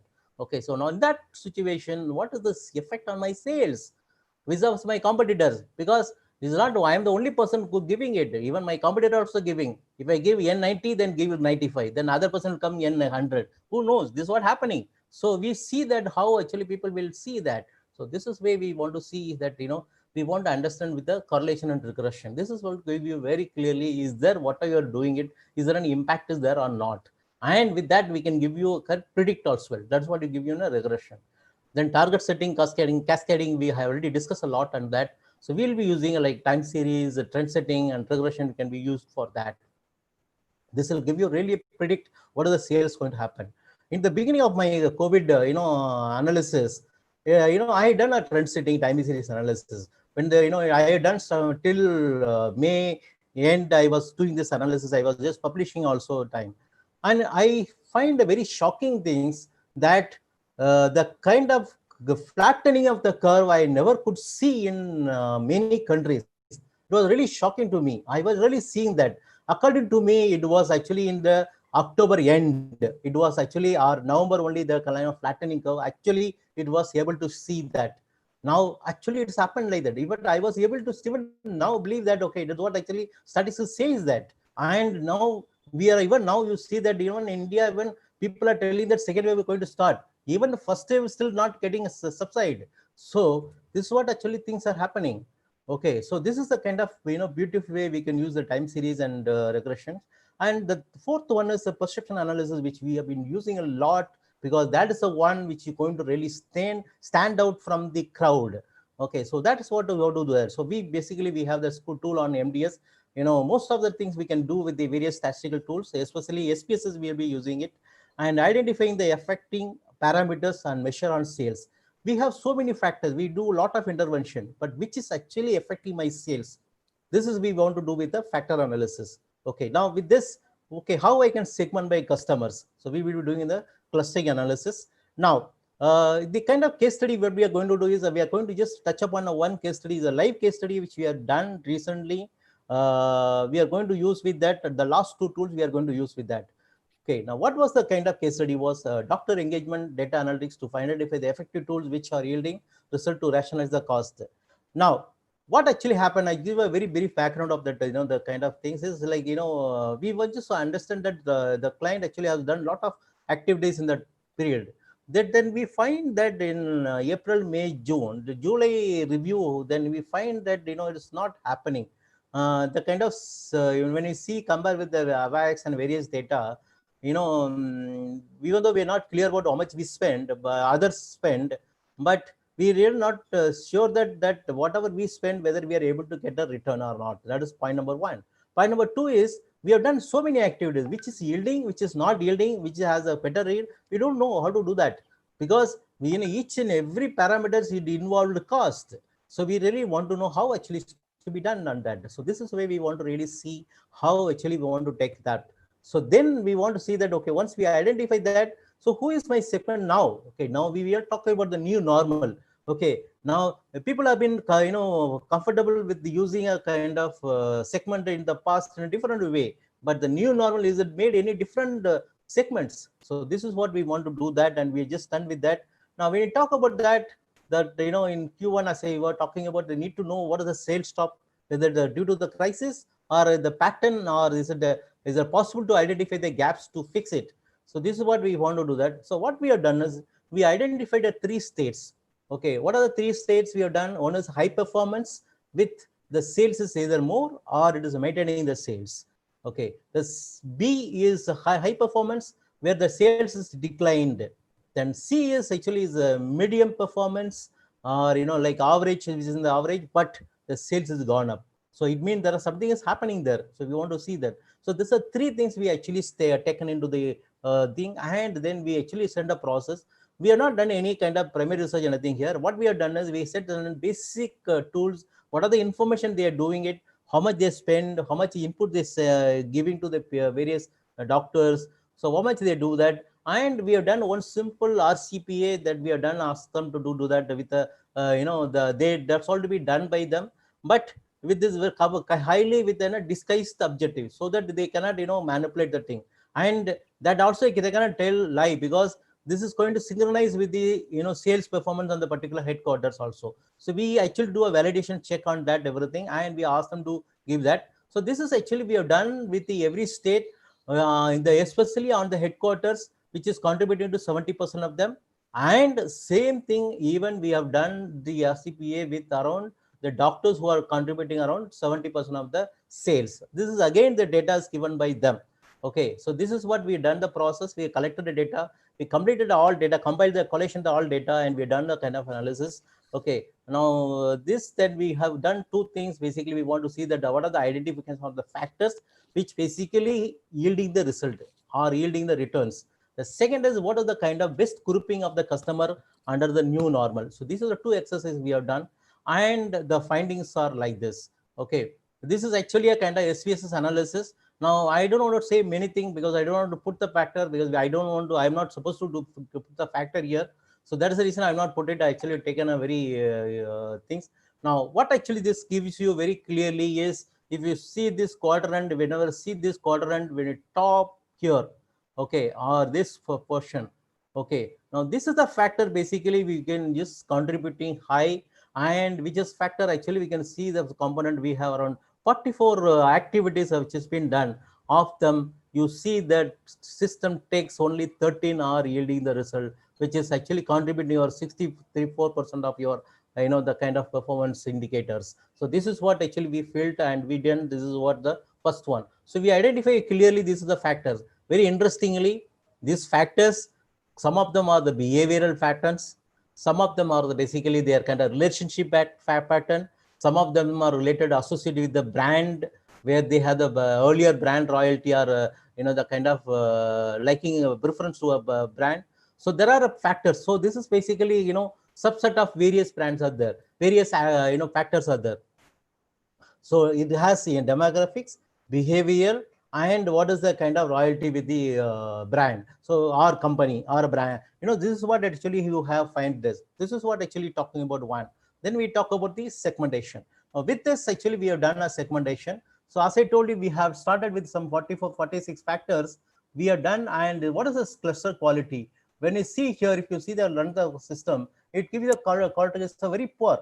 So then when we minimize this, then we identify the last 16 factor which actually brings them, that actually you can see the cluster quality improves towards fair. When you take actually more than 10, you always find that the things will come in the yellow region. You don't get a green region. Only some 4 5 very specific, then you take, then it will come to a good region. As long as you're getting into the yellow region, it is good. So this is what actually we come, and this is what we given the segment 1, 2, 3. Even we find that there are a lot of challenges we find. We've seen that people who are in tech savvy is one segment.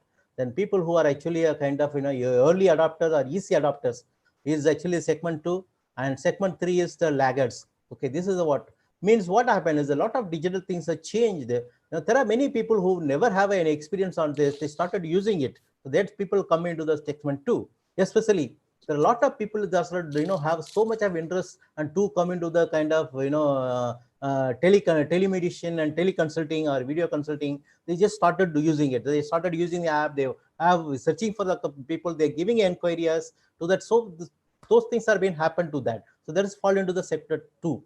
One is basically a kind of people who are actually earlier itself, they are actually a kind of tech savvy, but now because of the things they started using well.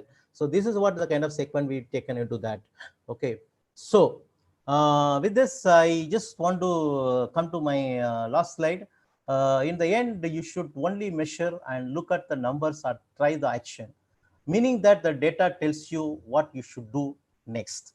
So not that actually I do a postmortem and just keep sitting there. I need to see that I need to work on the data and ensure that or engage the data should tell me what I should do next. Thank you very much for the time. And this is my contact number. You can contact me at this email ID given, and you can always welcome. Now I back to the team. You can give me your questions. Thank you very much.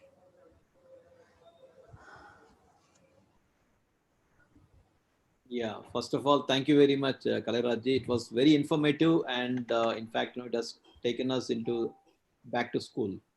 What is the difference between analysis and analytics? And you actually focus more on how analytics is going to help you to take informed decisions.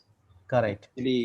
Especially and the case studies were really amazing. You spoke about the two major brands which are still market leaders, and how you segmented based on the research rather than based on the gut feeling. This is what most of the times your brand is built over a period. Once you come up with the great analytics, and then you inspire people, especially from marketing, to make you make them buy your idea, and then that's where actually the people started selling you. I still remember, like when Etorlip or Crisar, these kind of brands, one is with the analytics, you bring a lot of insights into it, and the other is how you are connecting with the people. So in your case study, what we understand is, even though there are 44 activities which are running across different regions, but only 13 are yielding the results, or 10 very very handful, because their adoption in the technology, their relationship with the doctors or the customers, and their the leaders who are actually connected with the teams. So I think this is and to understand this, what is working and what is not working is very very important at leadership level, so that they can actually correct in time and make informed decisions. So thank you very much. Yeah, Yashwant, you wanted to add anything in this? Welcome. I think we can go to the Mudula sir for any feedback. It is really insightful, sir. We really enjoyed each and every point you have told. It is a new learning for us. Analysis, analytics, new learning, we got it. So, Dr. Mudula, any feedback, any comment you want to share? Yes. Yeah, first of all, hearty congratulations, Kalairaj sir. Thank You have chosen a very nice topic. Today, data is said to be more worthy than gold. And the information which you put across there was really put aptly. And there are a lot of appreciations on YouTube regarding your lecture as well. Okay. Yeah, and there is one question from Dr. Manish Upadhyay. He is interested in knowing what is MDS and which version of SPSS software is helpful in statistical analysis. See, MDS is nothing but a multi-dimensional scaling. Now I am actually using SPSS 25, but even after 20, you can use anything, you know. But if you are going to for if you are newly subscribing, you will get it a new version. Actually, I don't think if I'm right, 28 or something, you'll get it. But after 20, anything can be really good and which have a more good compatibility and more usage. And in fact, it will give you a lot of help command in such a way that even if you take some interest, you can really do it well. Okay. Thank you. Yeah, Let's over to ICS, sir. yeah. So a lot of appreciation again from the Facebook. And there is one question from Praveen Pandey. He was one of the young, speakers from Life Pharma Coalition. So he said that definitely your session is going to help him in his career because he just recently started his career in India after spending 5 years in African countries. So he is now heading the operations for the export operations. I think this will help him. And also, like Kuldeep has appreciated your session as an insightful and data your case study informative. What we understand is, even though there are 44. Yeah, thanks for the feedback. And I think, see, basically, when you see the data, if you really try to make use of the data, and if you get the excitement of data, that will definitely help you. And when I say you want to start with a smaller way, like for example, we talk about today what are the data we get it, okay, and we want to see what is going to excite me in the numbers. Like for example, always I see that if you say we now today when we see at number 10, okay, what comes to your mind 10 when I say, okay, or if I say number 7, okay, what it comes to your mind, if I say 10, people Tendulkar was actually using a number 10 actually many times. So that actually giving immediate association, since IPL is going on now, 7 is that it's Dhoni's number always is being given. So that is the way this get number. So you once you start exciting with the numbers, you can actually start doing a lot of analysis on that, and definitely it will work for you. True. Thank you very much. Yeah. Before we go to the next speaker, Kaleraji, your session reminds me like why crude oil is economical when it comes to finished product. It is more expensive, petrol. Correct, so correct. Data is not only important. How do you do analysis and analytics? Yes. Really, your session also gave an eye opener. What is the difference between analysis and analytics? And has been appreciated as already shared by my colleagues. Some of the recognitions which are there continuously on Facebook and YouTube, they have been live with us on this Sunday, because Sunday being a day which is people will not like to go for live, but our Live Pharma Coalition is such a platform which enhances the knowledge. So I should recognize those people: Devabrat Muzumdar, Praveen Pandey, Rupak Rathore. Rupak Rathore has appreciated your session. He was in fact in Renbaxi, and he knows you since the Renbaxi era. He was one of our speaker. Then there is appreciation which has come from Dr. Manish Upadhyay. Then there is Vijay Verma, Madhuri, Sudhir Sinha, Hari Natarajan, who was also one of our speakers. As you know, he says very apt, but the definition of analysis and analytics was the real eye opener for a lot of people, which is there. Prashant Menon is also live with us. Thank you. So it's again a privilege to have a lot of people who are watching us live also, and the recording link. With this, be with us. The questions are coming in. We will be taking all the questions at the end once the third speaker, Mr. Narendra Rajput, who is there, in fact, the last speaker for the day.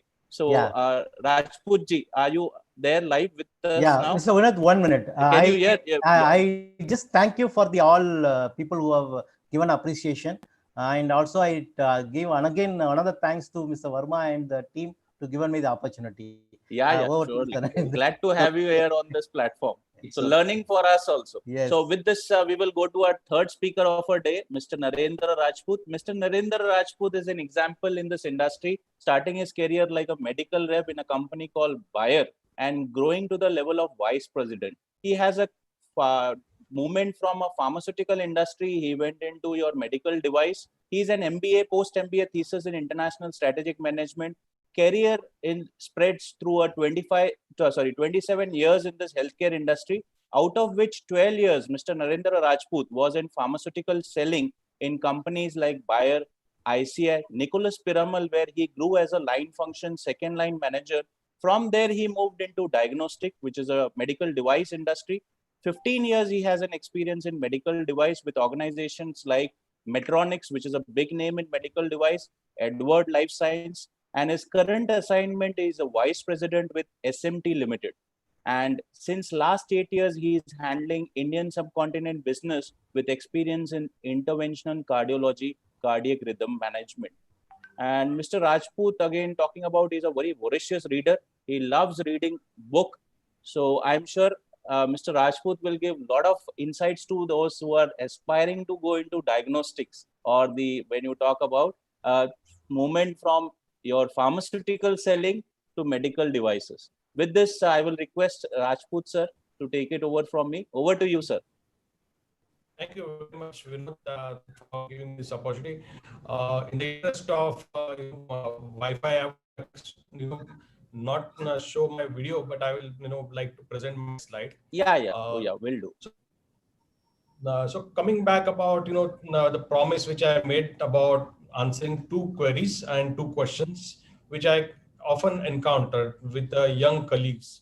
One of them was obviously about what is this medical industries, device industry is all about. So to answer that question, I will go into a small story, or you can say experience. This is back in 17 and story of a patient about pregnant Kashmiri woman from Baramulla, and she was admitted with a heart wall disease, and she was pregnant by that time, and doctor advised her bovine pericardial heart wall, which however which we were the providers. However, at that point of time, Kashmir Valley was really burning, and there was nothing was working. We tried to supply through various courier companies, or even trying to go through transport companies, but unfortunately we were not able to reach. The situation was very bad. Nobody would accept our parcel. So finally we sent that stock by flight to Jammu. From Jammu we requested Indian Armed Forces. So Indian Armed Forces delivered that to Srinagar, and from Srinagar again it was picked up and delivered to the Srinagar Medical College. And that's how the patient finally got the device, finally was operated, and she also at that point of time delivered a beautiful baby. And I hope today they are fine. So this is a kind of inspiring story which is about the patient. And so therefore, to answer shortly, it is all about the patient. So when we talk about the medical device industry, it is all about the patients. So if you go across various global medtech companies, Indian medtech companies, I'll just request one slide behind. ICS, can you just go back to the previous slide? Sorry. So when you analyze their vision statement, mission statements, so what they define medical devices as nothing but a technical collaboration of biomedical engineering with healthcare. And purpose is three: saving life of the patient, reduce suffering, and improving quality of life. So for all medtech device companies, patient remains the center, and every life is therefore valuable. So this is what all about the medical device industry, if I had to tell you in a nutshell. And talking about the numbers and the realities of the commercial world, let's look at what is the global scenario looks like. Isis, can you? Yeah. So, if you see that totally, medical technology sector or medical equipment sector, all these sectors are one of the fastest growing segment. They have been growing really fast and doing really fine, reaching out to more and more patients. So if you see by 2014, the in vitro diagnostic would be a biggest one, followed by cardiology, followed by diagnostic imaging and orthopedics. There are many segments. We cannot really classify, name, and show the data of all the segments here. Similarly, there are multiple players globally present, but these three companies which are dominating at this point of time in terms of their revenue are the top three players: Medtronic, Johnson & Johnson, and Abbott Laboratories. And obviously, there are many players niche players which are there in the market. If you see globally, this medical device industry, it is predominantly dominated by American companies so far, and followed by some of the European companies. But now the situation is changing fast. A lot of Indian companies which are coming up. There are a few Chinese companies which are coming up. There are some Asian companies which are also excelling. So it is all about, they are bringing newer and newer innovations. So scenario in maybe in next 5 years would change dramatically from what it is. But it will assure that this scenario will continue to grow. The industry will continue to grow handsomely. So let's come to the Indian scenario.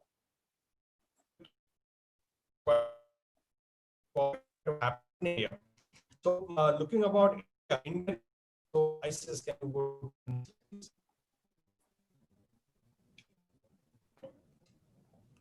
Yeah, so the Indian medtech segment is currently $6.7 billion US market and growing handsomely on CAGR of 13%. Very, very handsome growth of 13 to 15%.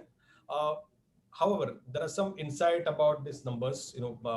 Currently also we are into a very nascent stage as an industry. Per India, Indian per capita spending in medical devices is just $3 US, and compared to the rest of the world, it is 45 US. And if you talk about Americans, they spend 397 US. So that's a kind of a diversity we have. Currently, Indian market is small, though it is growing very handsomely. It is very small. It is just contribute 1.5% of the global market. And India has this low penetration of medical devices, as we have seen from these numbers. There is a reason. There is a reason. There are three main barriers which this industry is. First, awareness. Second, about accessibility, and third is about the affordability. Now let me elaborate a little bit about the awareness part of it. So awareness, what happens is that with a lot of penetration of internet and so many other information resource, social media, still what is happened so far is not many patients are aware about the therapy when they need it. So somebody, for example, somebody has got Parkinson, he's not really aware about that there is something called deep brain stimulator which is available. And even if he has got money to spend and he can afford, but he's not aware.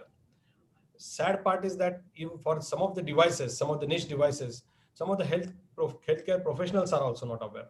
I mean, they are not really aware about. Similarly, for many of these devices, the guidelines are changing. I will talk about the renal stents.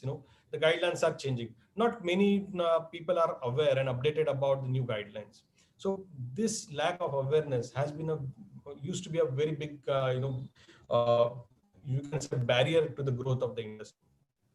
Second, which is pertaining to India, it is about the reach.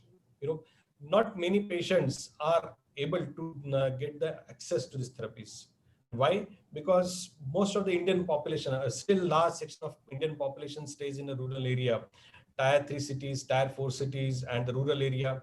They do not have medical infrastructures such as hospitals, cath lab, operation theaters. So even if the patient gets, for example, stroke, can be treated, in 90 minutes is a golden period.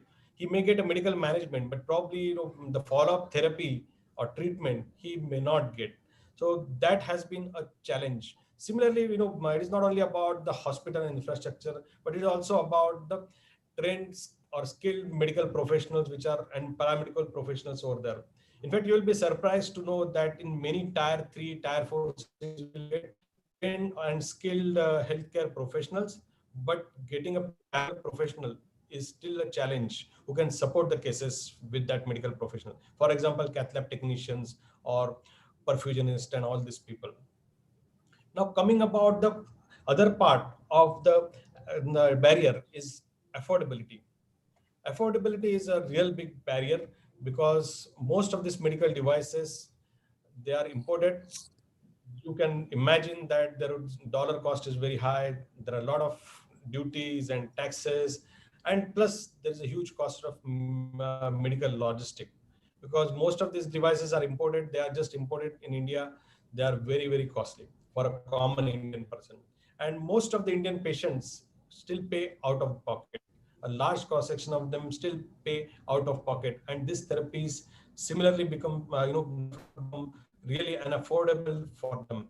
So these are the three key barriers which have been holding on to this growth. And I'm not saying that these are going to remain a kind of a big barriers, because there are a lot of things which are happening, and I will talk about it in my later slide. But this is our first question about the medical industry and what is happens with the medical device industry in global perspective and Indian perspective.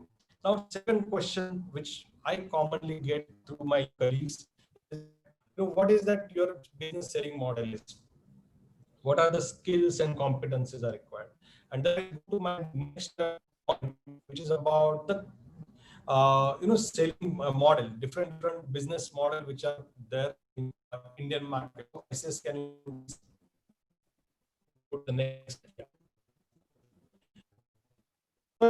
Here, it's a technology provider, which is nothing but medical device organized the product, therapy, services, or values to the patient. There could be multiple channel, multiple channel, like there could be somebody decided to distribute to hospital, and hospital finally patient, or there are different permutations and combinations. But two things that remains common here. One is the technology provider, and second patient. The patient. And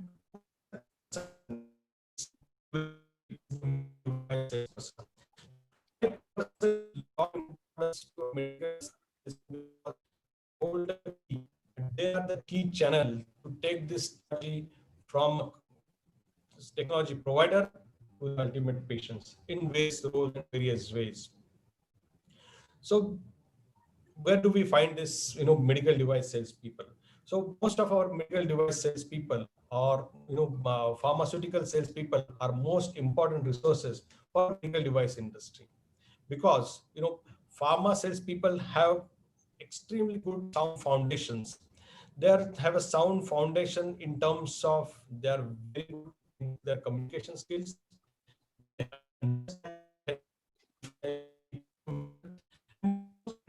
well trained and well groomed. For medical device. If you see the medical device industry today, leaders in India, most of them would have,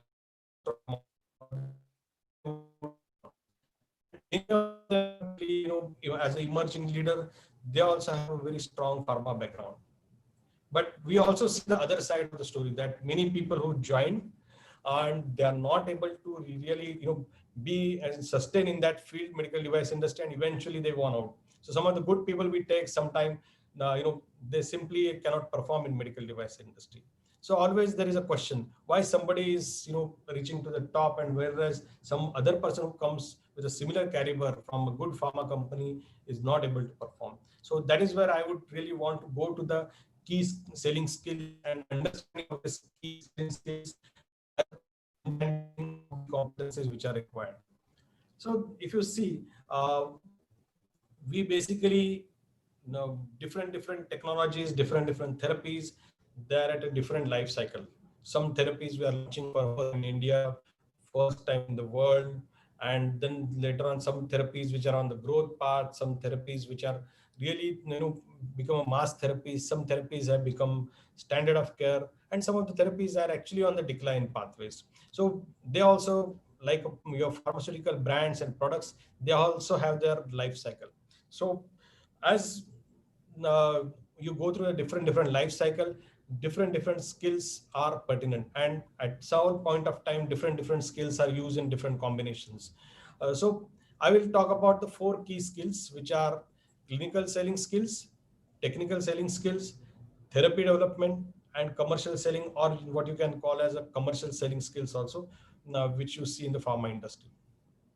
So when I talk about the clinical selling skill, I am not only referring to the talking about the clinical trials and papers and data. I am also referring to engineering part of it. Most of these devices, medical devices, they have their separate engineering infrastructure of their own. For example, they have their material may be different, their design may be different, the biomaterial which are used in different, and there may be a different permutation and combination of multiple factors which are associated with engineering. For example, radial strength, hoop strength, self-expanding nitinol platform. So there could be a combination of these factors, and therefore you need not to be only good in terms of say talking about the comparing the different clinical trials and interpreting them, but also able to talk about the engineering aspect of the product also. So that is about the clinical selling, which is very, very important for any medical devices. Then technical selling. So what is the difference in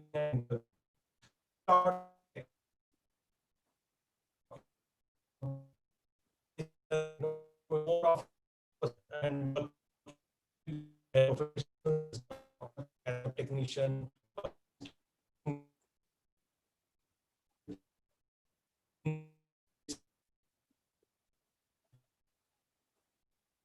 and the guidance about the sizing of the arteries and sizing of the lesions, sometimes even about the post procedure care. For example, in case of CRDM devices, you have people going and programming the devices. There are multiple facets to that depending on the different medical devices. So that is about the technical selling. Technical selling is very important differentiating factor when you come from a pharma industry.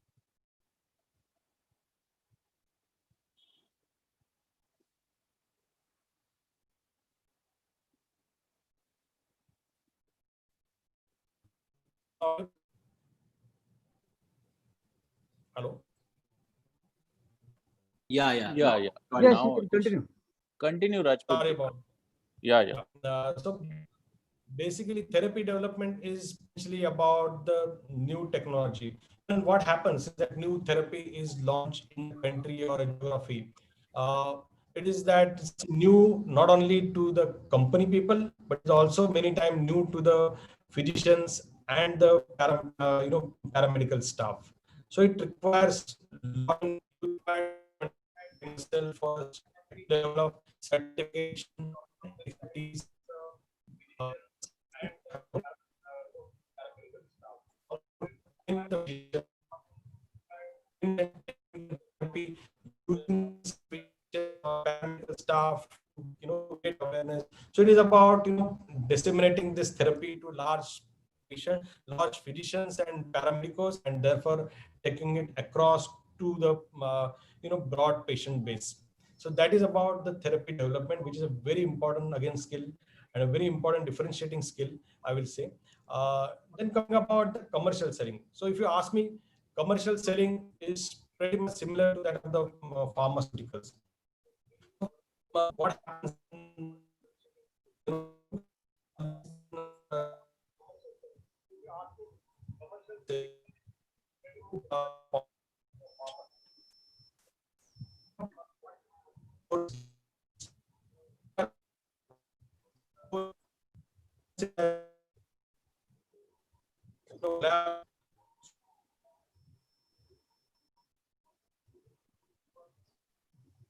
Yeah, Rajput ji, your voice is not audible. Hello. Yeah. I think he has We have a technical problem here. Rajput ji, hello. Can you hear me? Yeah. I can. So I think yes. There is some internet issue there. Sorry about Yeah. that. Yes. You No, can summarize, no sir. You can summarize. Summarize in short. You can summarize. You are now audible.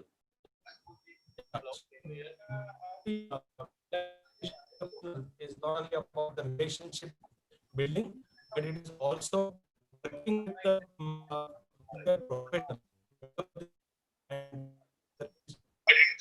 Okay. Hello.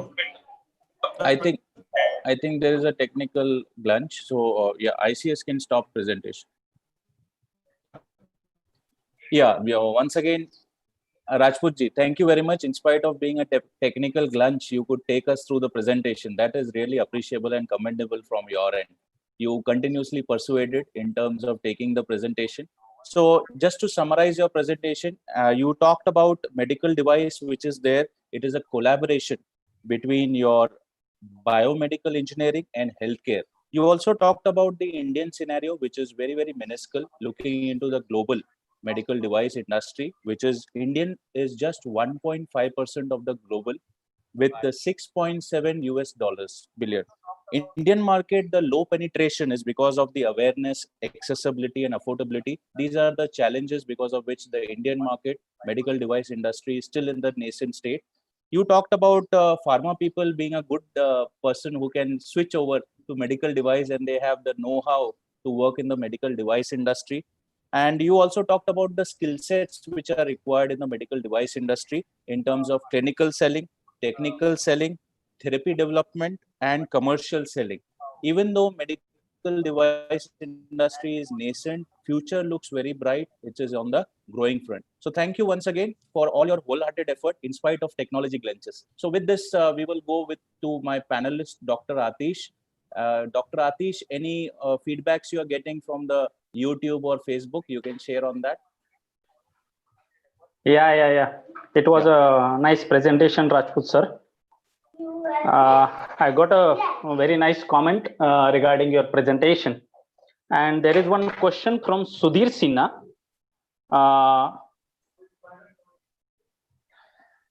Dear Mr. Rajput, very useful presentation about diagnostic and medical devices. In generic formulation, we have achieved almost 50% export, but why we are not self-sufficient in devices? As Vinod said nicely, that Indian market still we are not up to the mark into the medical devices. The same kind of question is there from Sudhir Sinha as well.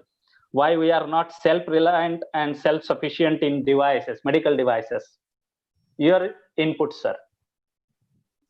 Yes, so very, very valid question. Yeah. So when I look, Sudhir, when I look at the medical device industry today, I must tell you that a lot of Indian companies which are really creating the space and foothold in the European market and Middle East market.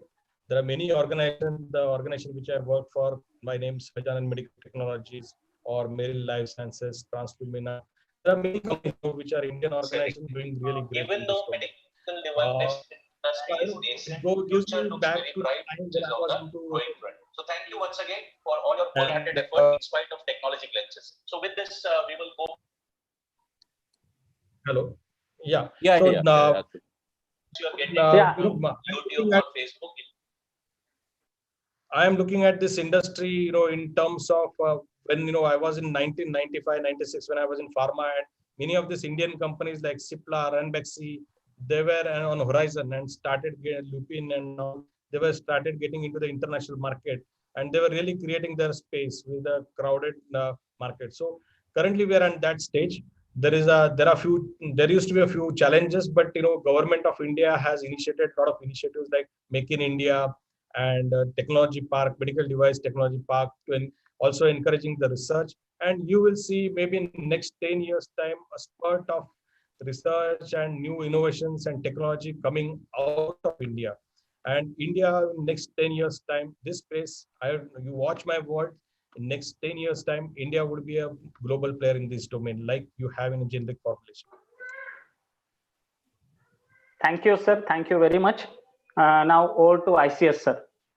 Yeah, thank you, Narendra ji. So we have one question that is, is there any specific training programs which are, available for training into the medical device segment? Can you show some light on that, sir?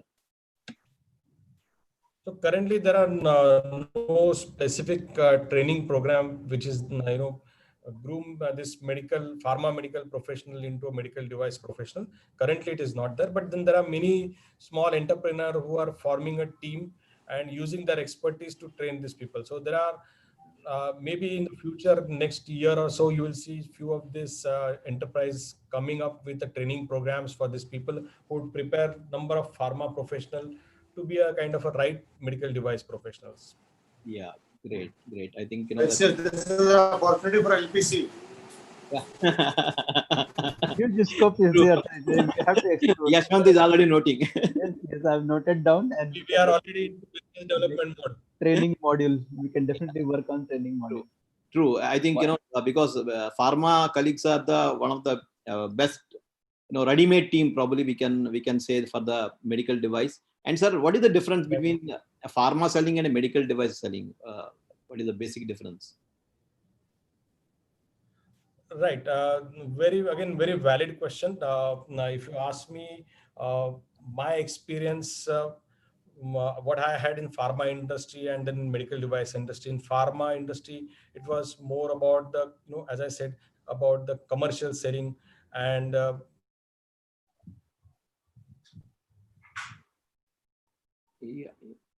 There's a technical problem. I think it's a technical problem. I heard it. More of technical and engineering know-how is required. What sir has told during the session also. Yeah. In device selling, a lot of engineering know-how, technical know-how is required. That is what. And every doctor is a key account for them. Very, very important, because every doctor can give lakhs of worth of business. Yeah, correct. That is what they have in-depth profiling of the doctor, understanding their need and technicalities. Many a time, what I have also seen, that they help the doctor during procedure.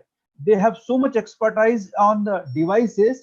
The doctors invite them during the procedure, during surgery. So they also help the doctor, assist the doctor in procedure, because they have the technical knowledge, engineering knowledge about that. That is what is the difference between the pharma sales. So the 4 skills that he discussed. Exactly. Very important. Very important. And very important competencies, I would like to bring here is the patient centricity. Yes. Many times what I have seen is that people who succeed, who come from pharma industry, there are 2 group of people, one who succeed and one who fail. One of the key things is that patient centricity. All other 3 skills which you have seen in my slide can be developed, but patient centricity, that needs to be there in the heart and in attitude. If you are not able to put your patient ahead of your personal and professional priorities, I think you are not into the right field, and maybe in a short term to long term, some point of time you will fail. So it is very important to keep patient centricity ahead of all your professional personal priorities. Great. I think that has answered one answer to all the questions. Thank you very much, sir. I think we have exceeded that time, so now we need to wind up. So Vinod, we can go ahead. We will go ahead with the last final. Before that, some recognitions who are continuously with us on Facebook and YouTube live. Thank you very much for spending more than 2 hours. I have Kuldeep, which is there. Thank you, Sachin, Pankaj. Then we have Debaprad Muzumdar, Kaushik Chakravarti, Chandra. These have been live and commenting and sharing their views. Dr. Manish Upadhyay, thank you very much. And we have Mr. Anil Fernandez also, who was the CBO of Integrace. He was also live. Thank you, Anilji, for being live. Then we have Sudhir Sinha, Hari Natarajan, Prashant Menon, Madhuri, to name a few, who were live with us for this program. And those who you want to see this or watch this program, you can share the recording link. We have a huge viewership. Last LPC-21, we have crossed 9,500. So thank you to all your efforts in terms of updating your knowledge on this Sunday. So with this, I will come to our last part, which is the parting remark from our key speakers. So I'll go to Mr. Narendra Rajput for his parting words before we close. So Narendra ji, you can unmute and give your parting remark. So thank you very much. I think this is a great forum to express your views and come together. I learned a lot during this interactions, and I'm sure that all of you have learned a lot. So this is, this has been really great. Now, sometime, I wish that, the internet and technology would have been good, and probably I would have expressed myself better. But nevertheless, I think this was a great experience and great learning for me also in person. And I would love to be a part of this kind of forum in the future also. Thank you very much. Thank you, sir. Thank you. I really appreciate your efforts. Now, Manish ji, if you can share your parting words. First of all, thank you for, I think, this overall platform to the LPC team and everyone in the team. I think even every day is a learning for me, being a, aspirant person. I think not in a profession, but aspirant always learn. And learning, I think I've learned many of things. Analytics was, of course, an eye-opener. And this selling skill like patient centricity. I think some of the few traits comes while experience you will not find in black and white in some books. And second, I think my parting remark, LPC, please continue this thing. I think this is a good platform, and young aspirant will definitely benefit from your thought process.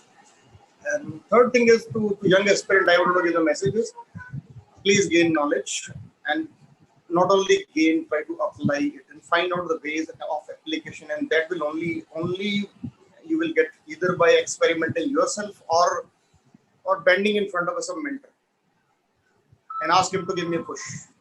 Yeah. Thank Otherwise, you, sir. There's no meaning of knowledge. Yeah. Thank you, sir. As you rightly said, this Live Pharma Coalition is the longest running live series. This is our 22nd. And because of you eminent speakers, we have crossed more than 50 top speakers who have come and contributed on this platform. So this is what is one of the success for this Live Pharma Coalition. And it's a teamwork, back-end work from 4 executive members who are there. With this, coming to the Kaleraj ji, your parting remarks. Yeah, thank you very much for this opportunity given to me. And I think not only that, I also have a opportunity to connect with the other speakers, Mr. Manish, Mr. Narendra, because Medtronics I've been well in touch with in the earlier times, and because one of my friend was there actually, so we know well on that. So it's a good opportunity to connect with the new people. That is number one. Number two is as a parking remarks, as I told you. Every decisions involve time and cost. Okay, so both are actually once you spend, you cannot get back.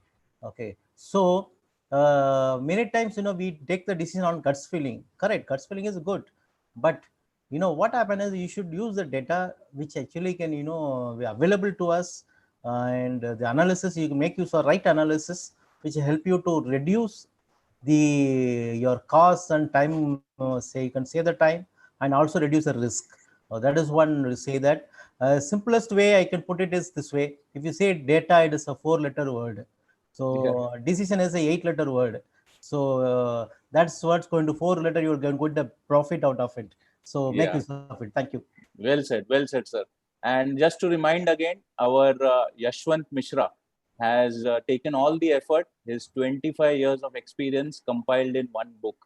Okay, and that book is now available for you. And Yashwant, I should appreciate you have also got a lot of messages which people are really looking forward for. Read your book with your experience of 25 years in that.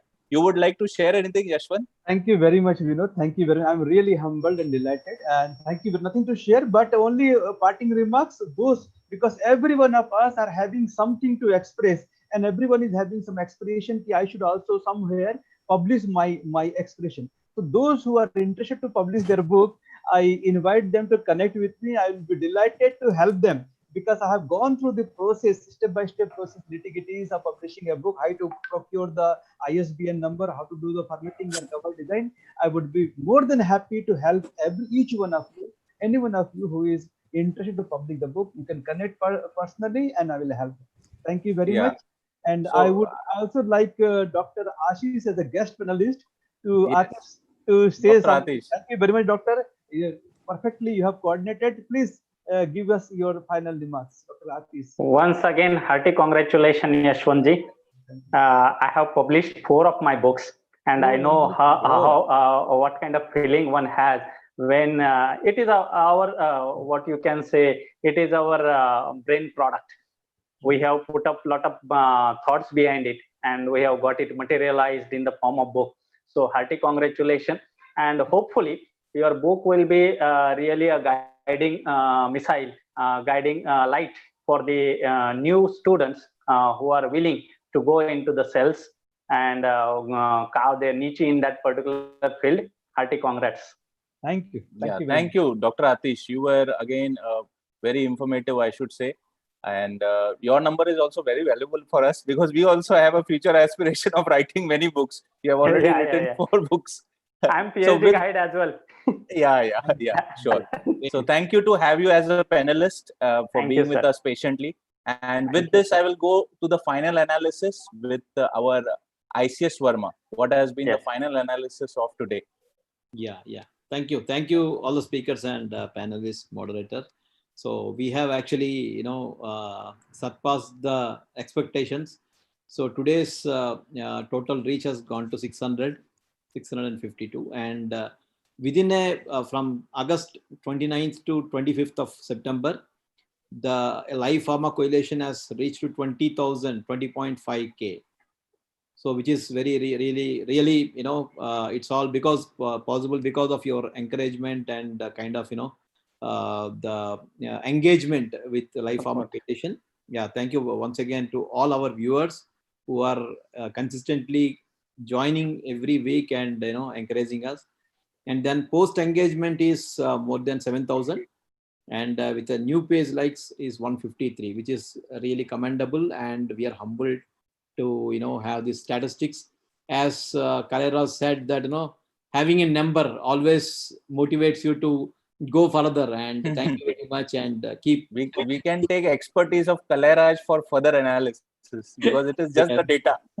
How we can make it into analytics. So Kaleraj ji can give us a lot of insights on that. Thank you, sir. So thank you very much. Do subscribe to our LPC, which is there. It is there on Facebook and YouTube. You can go and watch the recording link also.